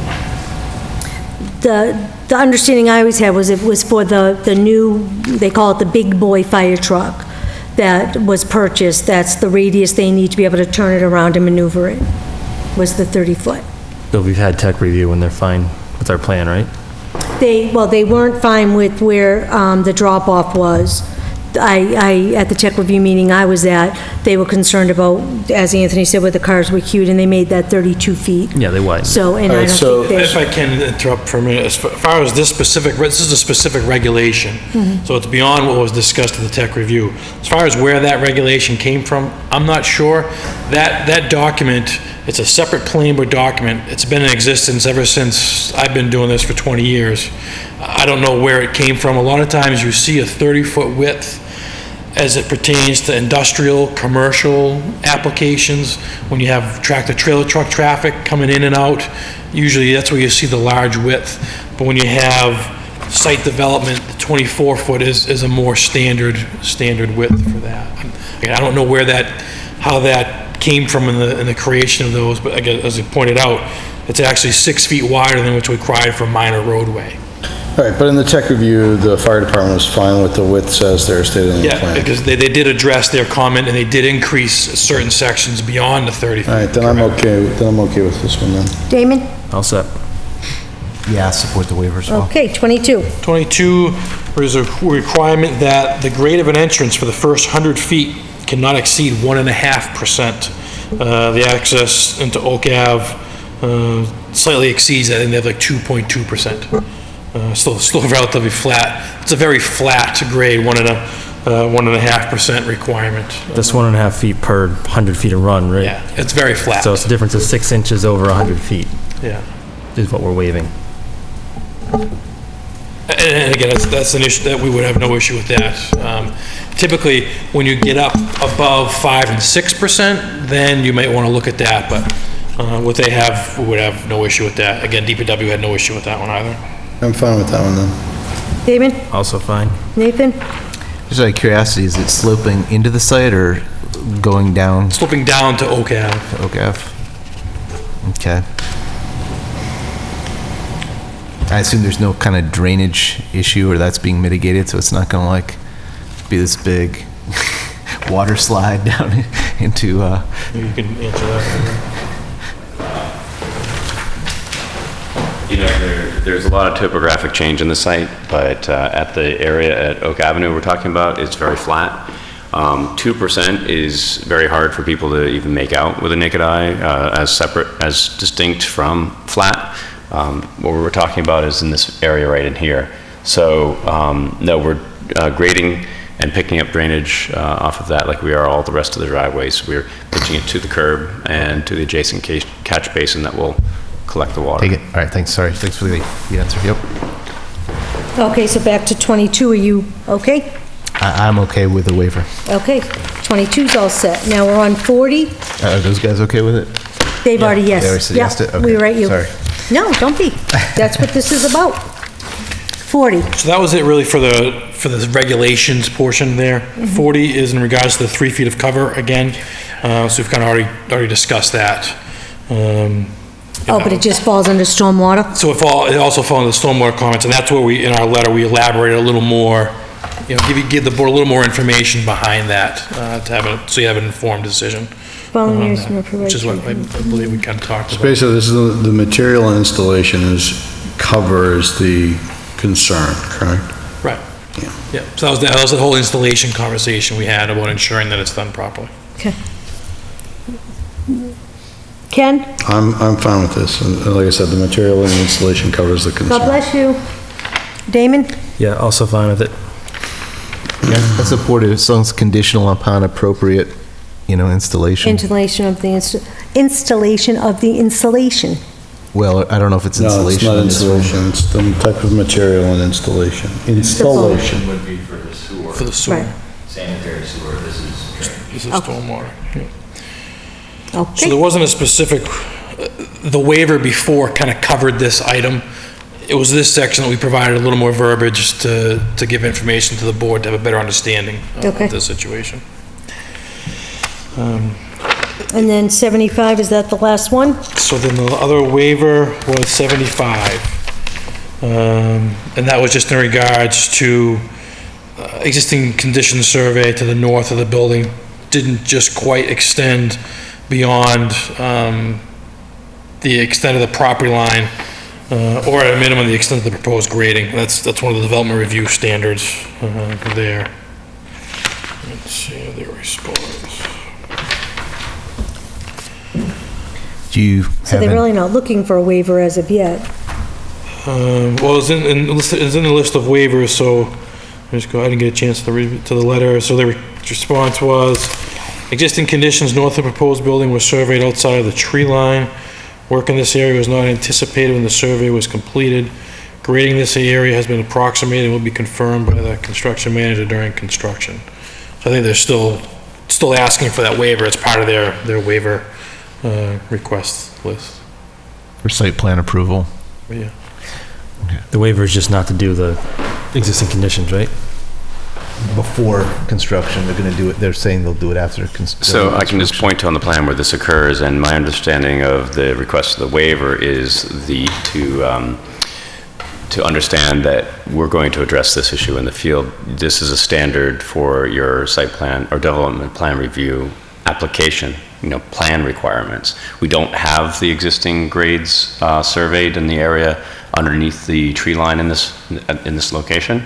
But we know that there's more than adequate distance to the property line to be able to do the proposed grading that we're showing. So it's a matter of basically when the trees are cleared in that area, just doing the cut or the fill that's required to complete the grading. I think the waiver is a sort of a formality, but because we don't have that information to show you now on a plan, basically. Okay. I'm not sure I understand this one, but I don't believe. I don't sure what exactly we're waiving. Right. We're waiving the fact that you didn't survey the area? Right. Yeah, the way the regulation is the plan should have existing conditions, topographic survey of your property and the area you're doing the work in. There's a small portion. So that small area wasn't able to be surveyed? Yeah, it wasn't on the existing conditions plan. Okay. So yeah, I would support waiver. And we're assured that there's no issues with property lines over there. You're saying there's more than ample space?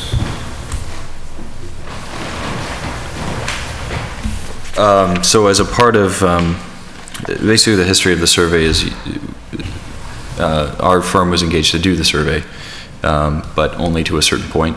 So once we were finally released to do the full property line retracement, so we do have firm property lines confirmed by boundaries. So as David mentioned, we believe we have enough room in that area to perform the work we need to do with some buffer, should the grades be slightly different than what we feel they what we feel they are, have interpreted they are. Okay. So even if we're off a little bit on the estimate, we think we're still fine. That's what you're saying?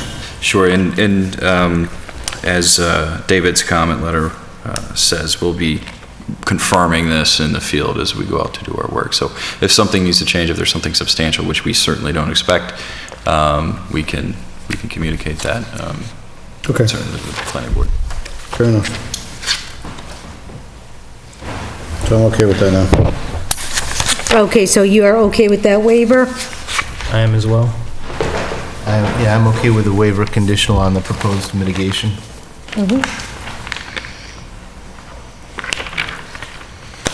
And is that it, Anthony? That covers the waiver letter. I mean, I'd be happy to go over anything else if there's, So my understanding is, one, we voted, all the waivers are okay. One is okay with us, we just want to run it by the building inspector, that's the height of the building. So we have no problem with the waiver, we just want to run it by the building inspector. And also number 6, we're okay with, but we want to run by the building inspector, which is the signage. Those two, we wanted to just make sure Mr. Savageau knew that we approved those.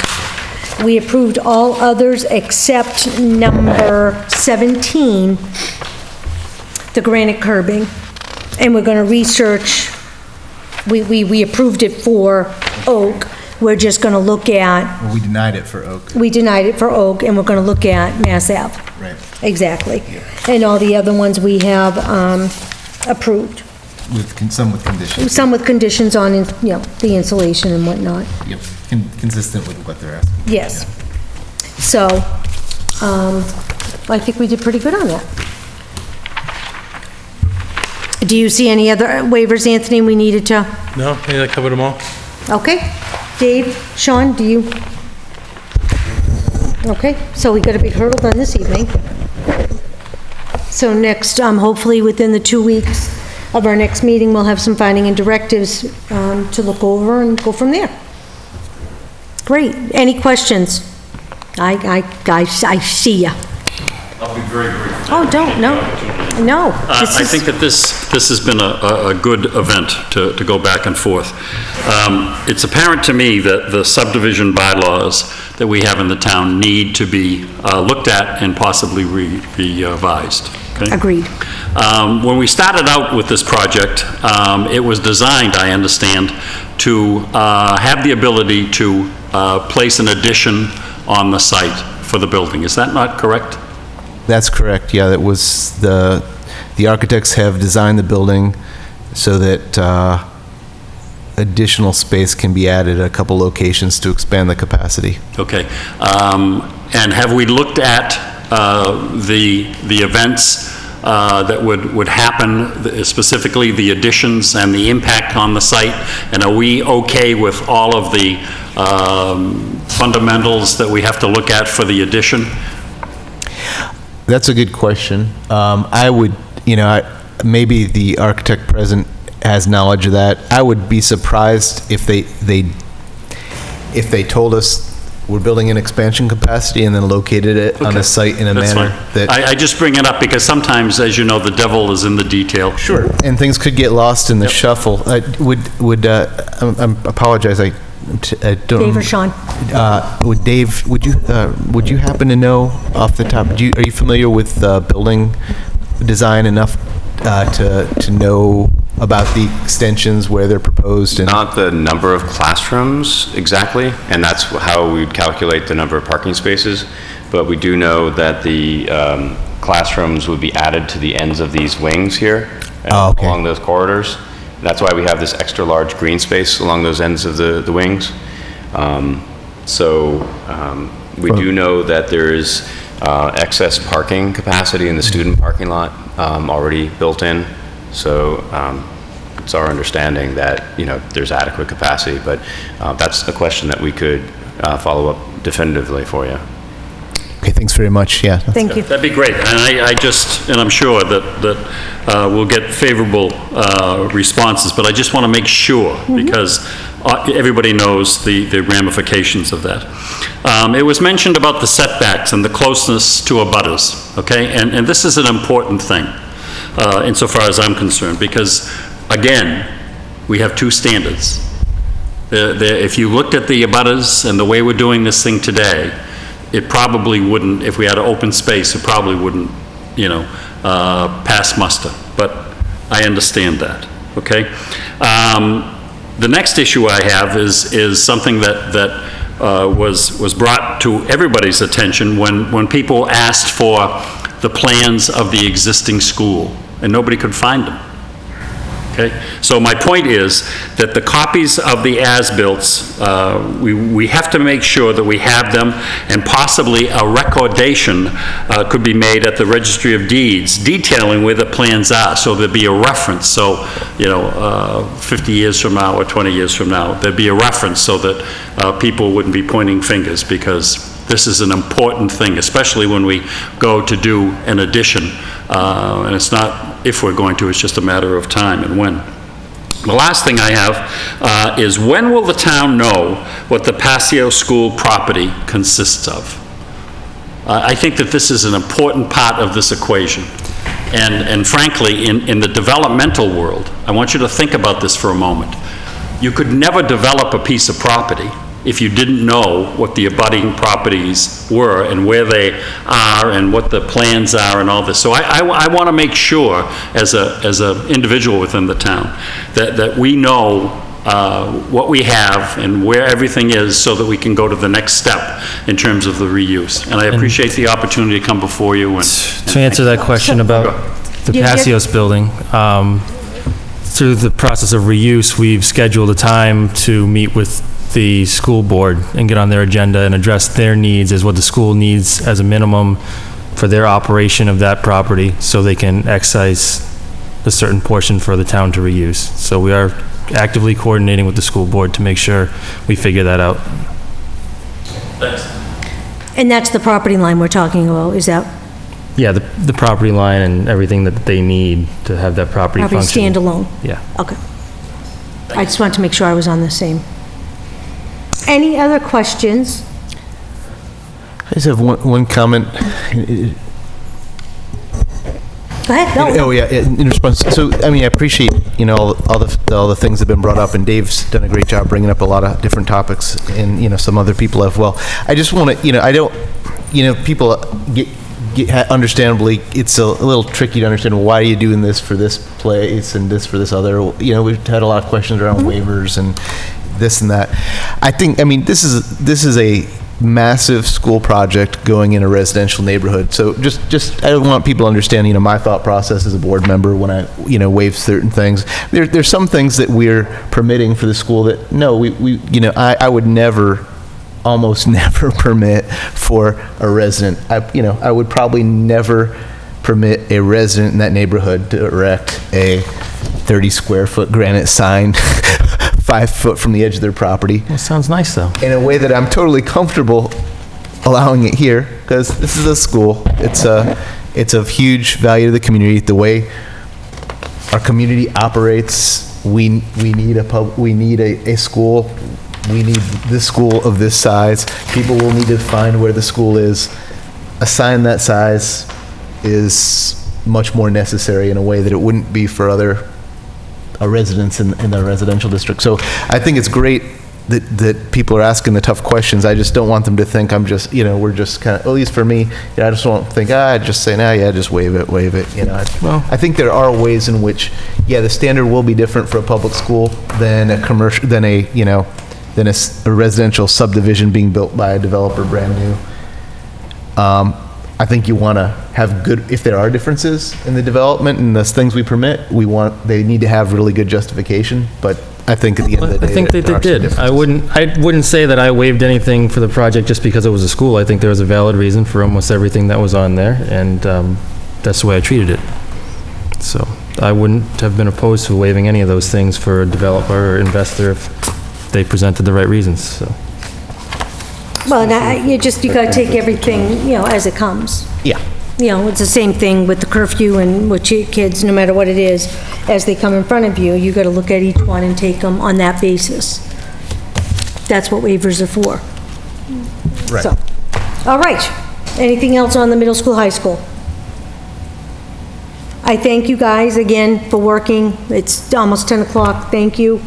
I appreciate the effort. We got the waivers done, though. I think that's a big hurdle for us to move into the next step. Hopefully, Chantel is going to have the directives done for the 28th meeting, and we'll be able to just go through those and then be on our way. And I thank you and Anthony for working so diligently together. It's great, and you've done great progress, and we've been able to go through this because of the time you've all put into it, and I thank you very much for that. Yeah, and special thanks to Anthony. I mean, I can't believe all the work, pro bono work They've done you and your for us. firm have done for the town here. It's been an enormous service to the town, and, you know, keeping you up till 10. We really appreciate it. No, thank you. All right, moving right along. We're right on schedule. Middle school is done. Minutes approval. Oh my gosh, we have more agenda. Oh, yeah, we're at the beginning of the agenda, so we're gonna move quickly, people, because it's 10 o'clock, and I haven't eaten supper, so there's gonna come a time when I get a little crabby.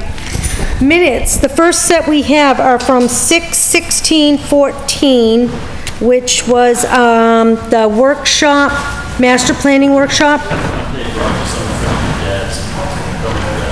Make a motion that we approve the 6/16 minutes.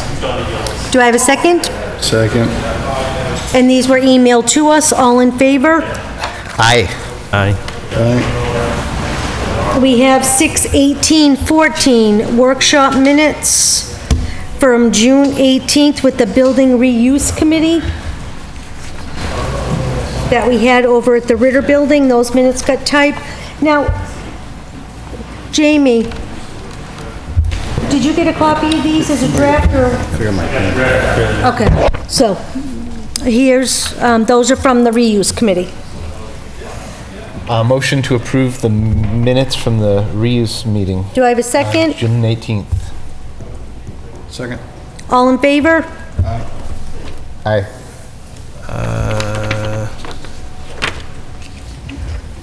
You were there. Is there a question? No, wait, just wait for him to say aye. Aye. Aye. Okay, the next thing we have is the minutes from Highfield Public Hearing on June 23rd, where we just opened it and closed it because they weren't ready. Motion to approve the minutes from Highfield on June 23rd, where Do we have a second? Second. All in favor? Aye. Where was the Highfield ones? The Highfield was just, we opened it and closed it at our last scheduled meeting on June 23rd. Those have separate meetings? Yeah, when you do a public hearing, they have to have a separate, because we come out of planning board and go into the public hearing. Okay, can I abstain? Because I didn't actually see the minutes for that. Were they right here? Yeah, and it's just gonna say I opened it and closed it. Okay, aye. Okay? And then the last set of minutes are from our actual meeting on June 23rd, minute meetings. Motion to approve the minutes from our June 23rd meeting. All in favor? Aye. Oh, we didn't get a Oh, second. I'm sorry, second. I Second and apologize, aye. I jumped. Aye. Aye. Aye. Nathan? Aye. Okay. Committee reports, Joanna, MRPC, my meeting is in 2 weeks. Thank you.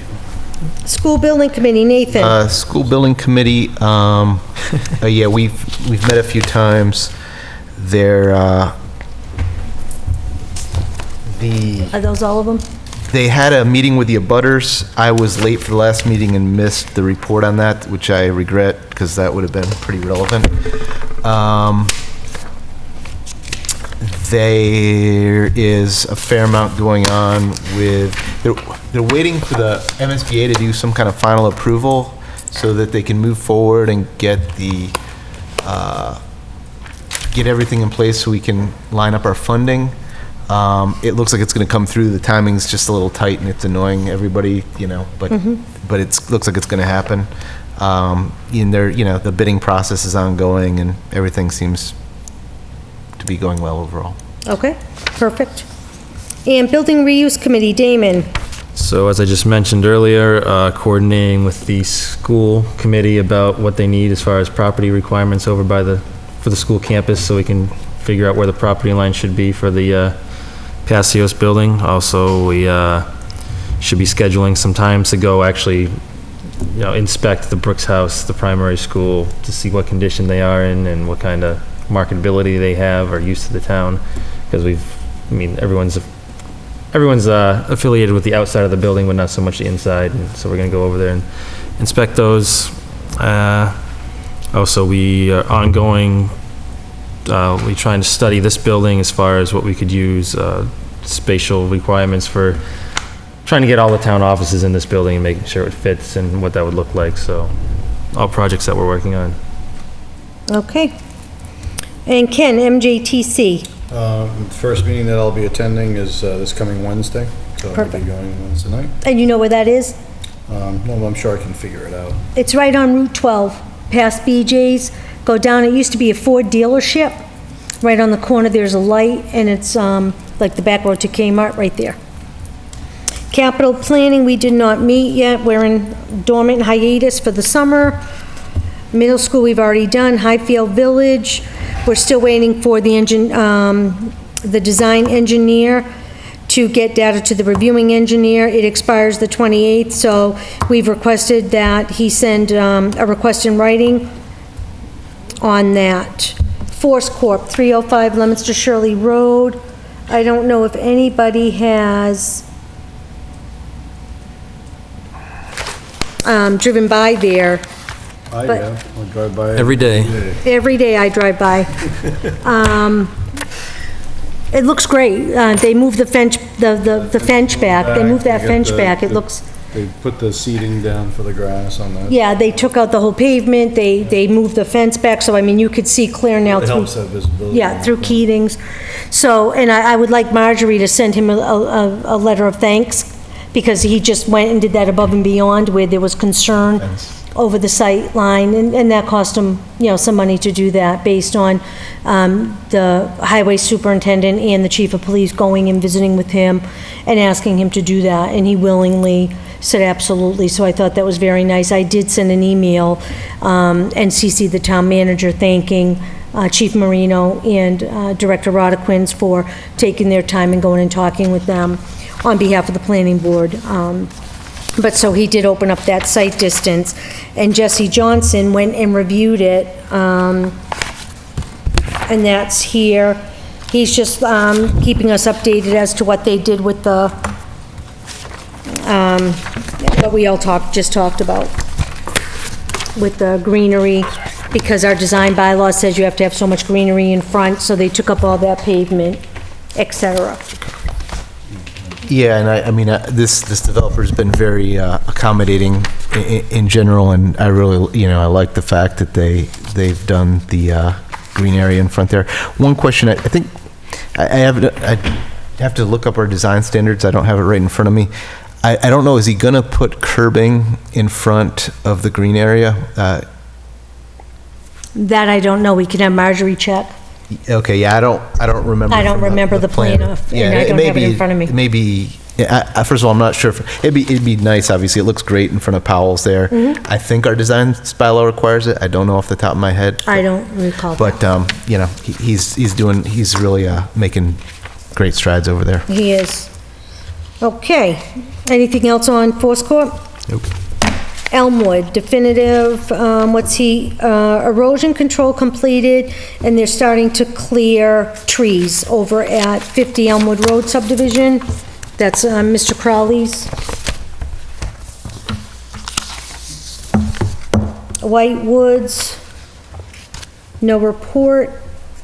Emerald Place, they're coming in front of us on July 28th. They're looking to release their bond. Ross Associates is going to go do a site review and be able to read that to us on the 28th, so we can talk to them about that. Do you have a question? Who, me? Yeah. Oh, not about, Okay. when you're done, I got something. I'm done. I'm going on to Chase unless you have something on Emerald. No, my thing's back on Highfield. Okay, go ahead. Just when they submit that request, I'm kind of lost as to what the rationale for the extension is at this point. We have two engineers. We have Ken Oldfield, who is the Highfield Village engineer, and then we have, what's his name? I forget his name. His name's not important, from David, it's important, of course. Yeah. From David E. Ross Associates, and he our peer review engineer is waiting for information from Kent Oatfield. Right. I guess the question is, why they're requesting an extension, but they're not sending, why is the information, like, what's the holdup at this point? And that we don't know. Right. I've emailed Kent myself. Oh, beautiful. Yeah, I've emailed Kent myself and said, okay, where are we at? You wanted to get this moving. Yep. Yeah. We're trying to expedite with you, but you're not getting the information needed. Absolutely. If they can just include that explanation in the Yep. request, that'd be awesome. Exactly. So, Pleasant Street and Chase. Copies of Jesse's review in the agenda box. Okay. You have a question from the audience? Oh, hi. Come on in. Hi, Celeste McCain Stower, 275 Pleasant Street. I just have a question as far as the management of the property. Now, I know it's privately owned, so we can't necessarily say you have to do this, but the concern is just with the management of the fields, because they have been, hay fields, they've been maintained for, I don't know, I think when we did the research back, 250 years plus. Our concern is that the developer is going to maintain, obviously, doing mowing within the fence of the panels because they have to, because they don't want it shaded. But as far as the rest of his property, that is the open acreage, I don't know if we can make any sort of request to make sure that it's maintained, whether they hire someone to hay it or, keep it low, because if they let it go natural, it will become scrub brush, not wooded areas. And I know our neighborhood would prefer to keep that open and maintained as it has been for however many years it's been that way. Mm-hmm. So I just don't know what the jurisdiction is for that. Okay. I don't either, off the top of my head. I don't know if there's a directive that says what happens with the property out of, so we can have Marjorie check that. Right, because I know, this whole premise was, hey, well, if we, and one of their selling points from both of them was, if we put this here, it will keep the space open and maintain it for however many years that it's there, and then in 20, 30 years, assuming it's removed, it should be the way it was. It should be returned to the state where that was. And if it's scrub brush, that's not the way it was. It's not the way it was when they found it, when they got it. So I don't want them to leave it in a state of disrepair. Do you know who used to hay it? Huh? Do you know which farmer used to hay it? It wasn't Steve, was it? Well, Steve has done it. He maintains the town. I think he got the bid for the town land. It is adjacent on the other side. Mm-hmm. However, that part was, out of Townsend. It starts with an A. I can't remember the name. I can't remember his name. And then they had been maintaining. It was a guy out of Townsend. He had an accident on his own farm where a hay trailer had tipped over and killed his assistant. Oh. So I think he just decided to stay close to home. After that, it was Hollis. Yeah, a couple of guys that would come willy-nilly, and I think it was their first time hanging. They did it last year, and that was when it was still church property. Mm. So they had the bid for that from the church. So now it's under new ownership, so that contract with the church obviously would be null and void. So we don't really have anybody. So Usually farmers are always looking for space to hay. Exactly, yeah, so- no, they are. I know think there's Steve. a problem with insurance that the company wants to even, go, like, I know they require insurance for anybody that wants to maintain within the fence, and that's understandable, but outside the fence, I don't think that should be a huge concern, but I think they still require that. It doesn't make sense to me, but. Yeah, we'll research it. I would will appreciate research it and that. find out. Thank you. You're welcome. We will definitely look at that, and if not, see what we can do to make sure it is maintained. Chase Street, Jesse Johnson, I was not able to access this site to confirm the final construction. The fence is locked. Let me know what the board wants to do. If you want me to confirm things were constructed as designed, then I'll need someone to let me in and walk the site. So I would have him do a final walkthrough, would be my recommendation, just so we know what it looks like inside there. So maybe he can set up an appointment with someone to unlock the gate. I would agree with that. Pleasant Street, this looks like they might be done there. However, I saw a number of the proposed plantings that were either dead or installed improperly. I would request that they have their landscape architect do a final inspection of all the plantings and certify they were done properly, and recommend which need to be replaced and when. Also, the LA should confirm anything was done according to her design. Landscape architect. The rest of the site looked good. Please contact me if you have any questions. So that's all set on the solars, and we will have him set up an appointment to unlock. Oops, sorry. Apologizing to a microphone. Okay, next we have Whitetail Crossing.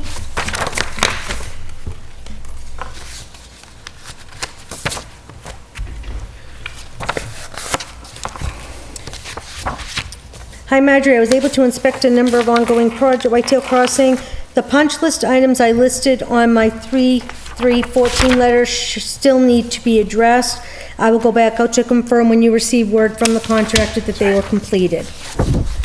This was, they wanted to get on the town warrant, and they had some things to do. We didn't get them finished in time, so it didn't get on the town warrant. They were hoping for fall, but there's still that punch list that's the same from back in March. So, that's the action files, 301. Okay, here we go, another waiver. 301 Main Street, Massachusetts Ave temporary banner. Was this in your packet? Because she didn't give me a, one for all of you. I have it. Yeah, I saw Okay. an email. So where the old Fashion Bug was at Walmart, the Fashion Bug store, there now is a company coming in for 3 months called Spirit of Halloween. So I'm assuming they're gonna be there for the fall season, selling Halloween outfits. What they're looking for, and it went to the building official, but where this was a, I think a special permit, it comes in front of us. As you are aware, I have received a request from Spirit Halloween to be allowed to hang a temporary sign in the form of a banner at the vacant Fashion Bug retail space located in the Walmart Plaza. Since the signage for the plaza was approved under a special permit issued by the planning board, I feel it would be appropriate for the planning board to make a determination under the special permit to allow or not allow the temporary banner as a temporary sign. The applicant would like to hang the banner as soon as possible and remove it on or before November 10th. The bylaw allows a temporary banner under the discretion of the building official. However, since the project was approved under a special permit by planning board, it would be appropriate for the board to allow it or not under the circumstances. Please be advised that I have no issue with allowing the banner as presented on a temporary basis. Feel free to contact me if you have any questions in regards to this correspondence. Respectfully, Michael Savageau. So, and then if you look, did you see what they're looking for, the banner? Yeah, it didn't look too much bigger than the Fashion Bug sign that was there before. And I based on, you know, the letter from the building official where if it wasn't a special permit, he would have approved it. I don't have an issue approving it. It's also 'Cause temporary too. It's only temporary, and he's saying he would have approved it. So, Part of our economic development, it's an empty and we're gonna get. spot that's gonna Exactly. brings jobs to the town, so. So, I am for it, based on that, like I said, the building inspector would have given it if it didn't come in front of us. And he handles all sign issues, so. Ken, you're? So we say, is this something we have to move, or we just say, yeah, I'm fine with it? No, we have to approve Yeah, the sign. Yeah. Yeah, I'm fine with it. Okay. A motion to approve the Do I have a second? sign. Second. All in favor? Aye. Aye. Okay, 250 Whalum Road, Lunenburg Village, no report. Leominster Shirley Road, no report. Master Plan Village District Draft Bylaw Action Plan. Create framework for public forum, July 14th. Is that today? That's today. Complete framework for public forum, July 21st. Charrette, July 30th. Complete bylaw, August 18th. Public input, August 25th. Okay. Looks like we might need that July 21st meeting.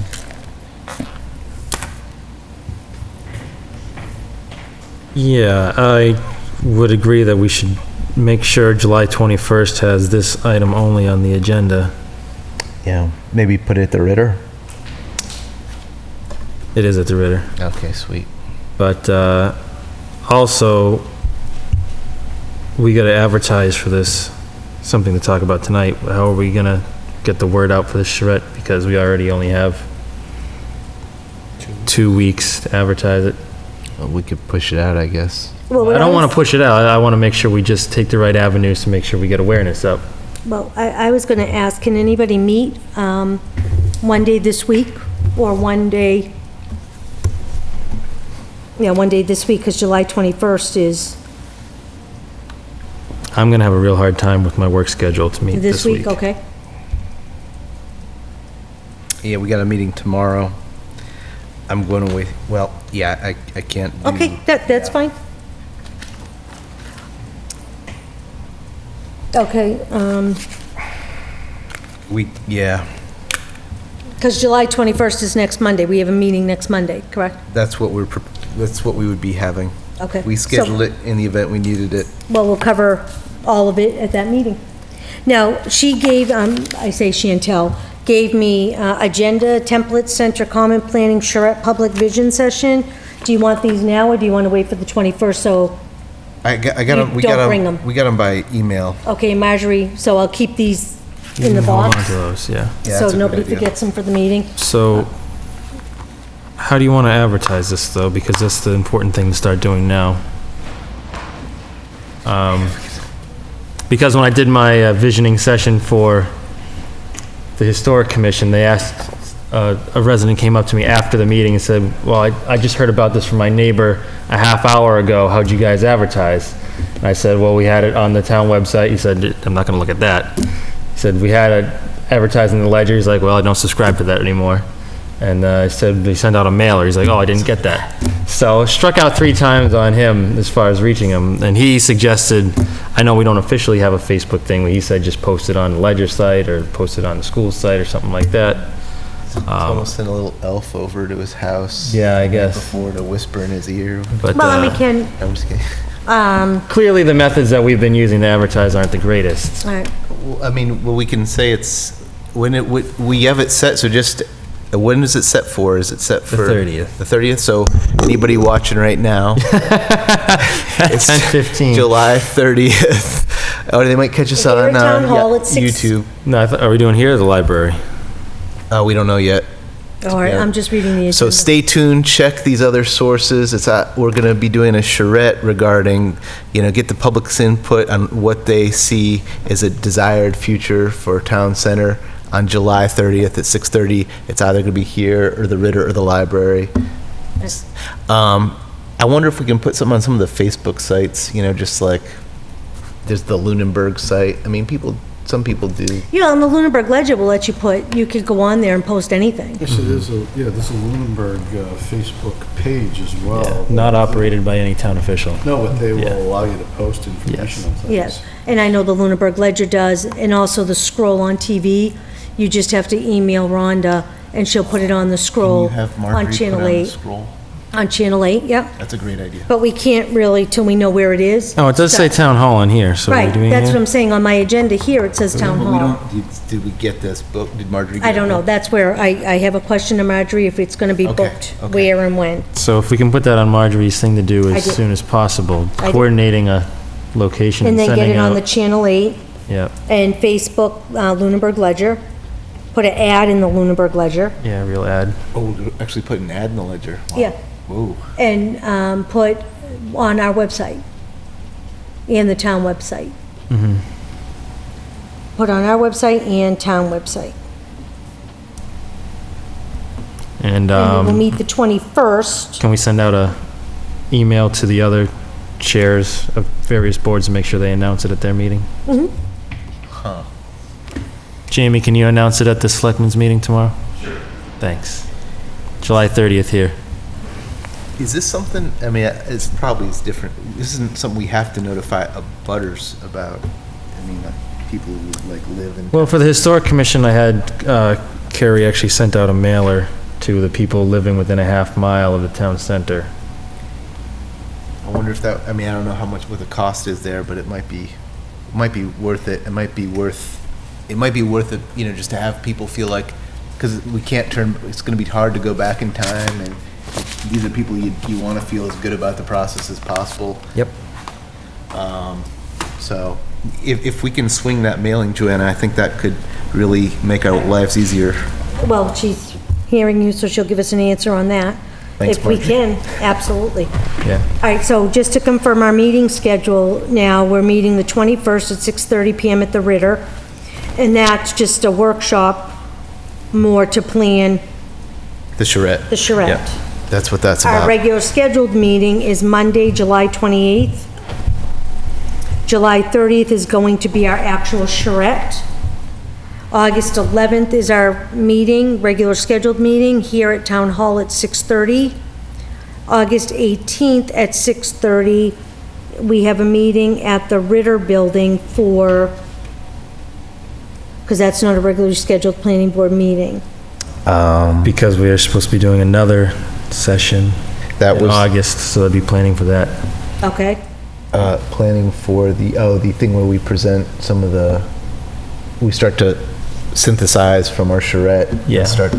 Okay. Okay, so that's gathering information we learned from the charrette and talking about that. Yes. And then our 25th is our regularly scheduled meeting at Town Hall, so we must have some type of public hearing or something.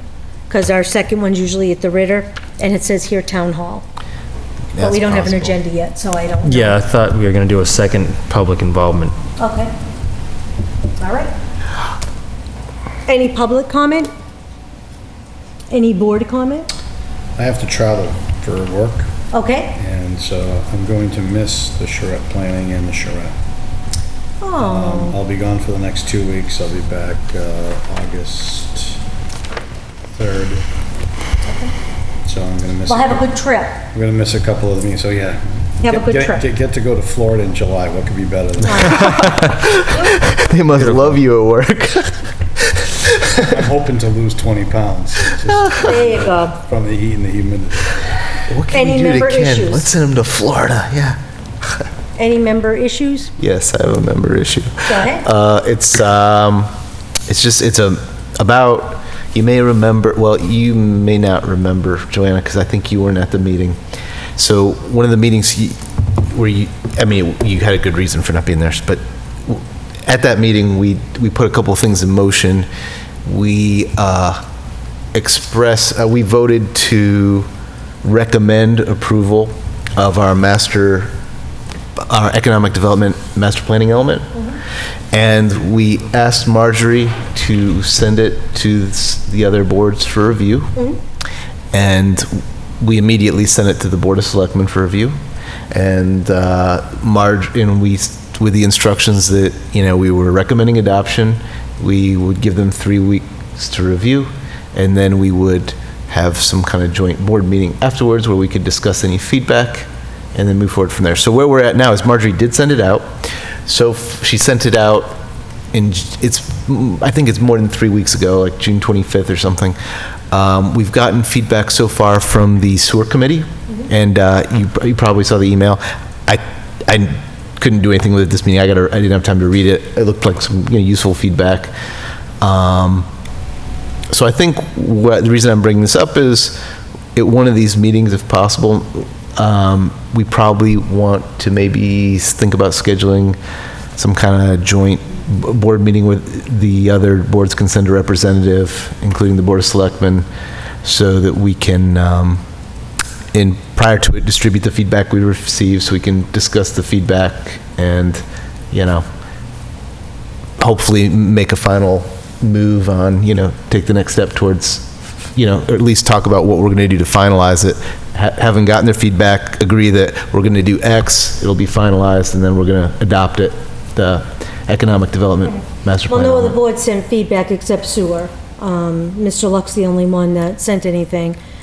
Paula provided some feedback immediately at the meeting, so I do believe BOS is going to have they'll want the opportunity to kind of whatever, now that they know we're setting the thing up. I suspect they'll want to give their last piece, but sorry, I didn't mean to interrupt you there. Oh, no, that's okay. Okay, so when would you like to put them on? We can kind of look at the feedback on the July 28th meeting?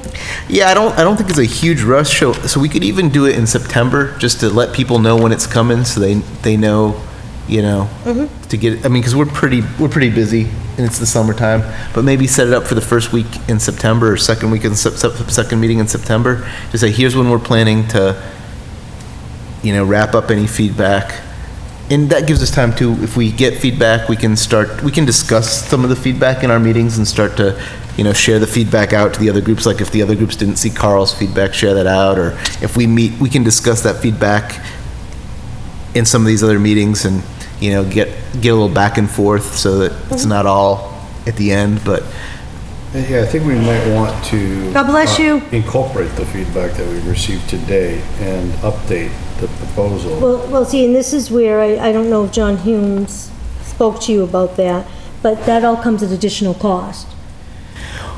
Yeah, there's no money left in that budget for him to alter. Yeah, he said he could do minor alterations. Probably our new planning director would be capable of, depending on the extent of the alterations, making some minor alterations. I think we just got to see how big I think we got to assess the feedback and go from there.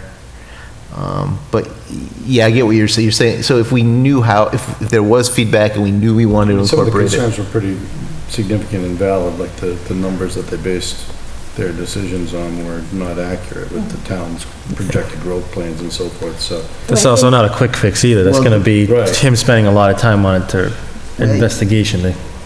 John talked about being able to look at Paula told John about it. John said, Paula, send me the numbers, and, they might be able to fold it in some way. I mean, it was also understood that the numbers are not going to be perfect. Right, and I'm not talking about Paula's because Paula was there with John, and John got that. Yeah. Well, Carl basically here. said some of Carl's thing was the same feedback that Paula gave John. Okay. So, yeah, no, I want, we can put it on the agenda for the 25th to book the meeting with Okay. everybody else to pick that time frame. The Because we still have to go into an executive session this evening. Oh, okay, put it on the agenda for the 25th of August to book the meeting. The 28th of July. 28th of July, that sounds good. Yeah, at the July 28th meeting, we'll have all had time to read Carl's email, Yep, digest that, and pick a day when we want to invite all the chairs to come and see everybody's feedback. that sounds good to me. Okay, perfect. All right, any other members' issues? I might have one more, let me just check my notes here. No, go ahead.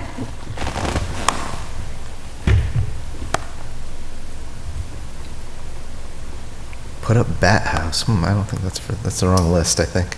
I hope so. Did you guys get a chance to see the Historic Commission presentation of the town center? I have not, is it on TV? It's on YouTube. It's on YouTube, I'm gonna have to watch it. Everybody said you did fantastic. I looked for it on YouTube, I looked pretty carefully, I couldn't find it. Oh, I can email you the link, I think I have it. That would be awesome, I really appreciate that, thanks. Your house is in it. Oh, wow, well, I gotta watch it now. No, I was gonna watch it, but yeah, if you could mail me the link, Is that that would the be one with great. the guys all standing with pitchforks in front of them? Must have been.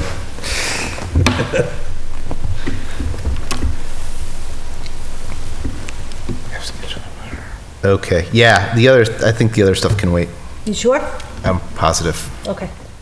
All right, I would make a motion to adjourn to go into executive session, not to return to our regular meeting in accordance with MGL C30A 21A3 to discuss strategy with respect to litigation of O'Brien Homes versus Town of Lunenburg. If an open meeting may have a detrimental effect on the litigation position of the public body and the chair so declares. So moved. Second. All in favor, roll call? Aye. Aye. Aye. Aye. Good evening. And we will see you on the the next time we'll see them is the 28th. All right. Yeah. Thanks for hanging out. Thank you. I hope they're giving you guys some big bonus points for This is a lot staying of all the fun. way to the end today.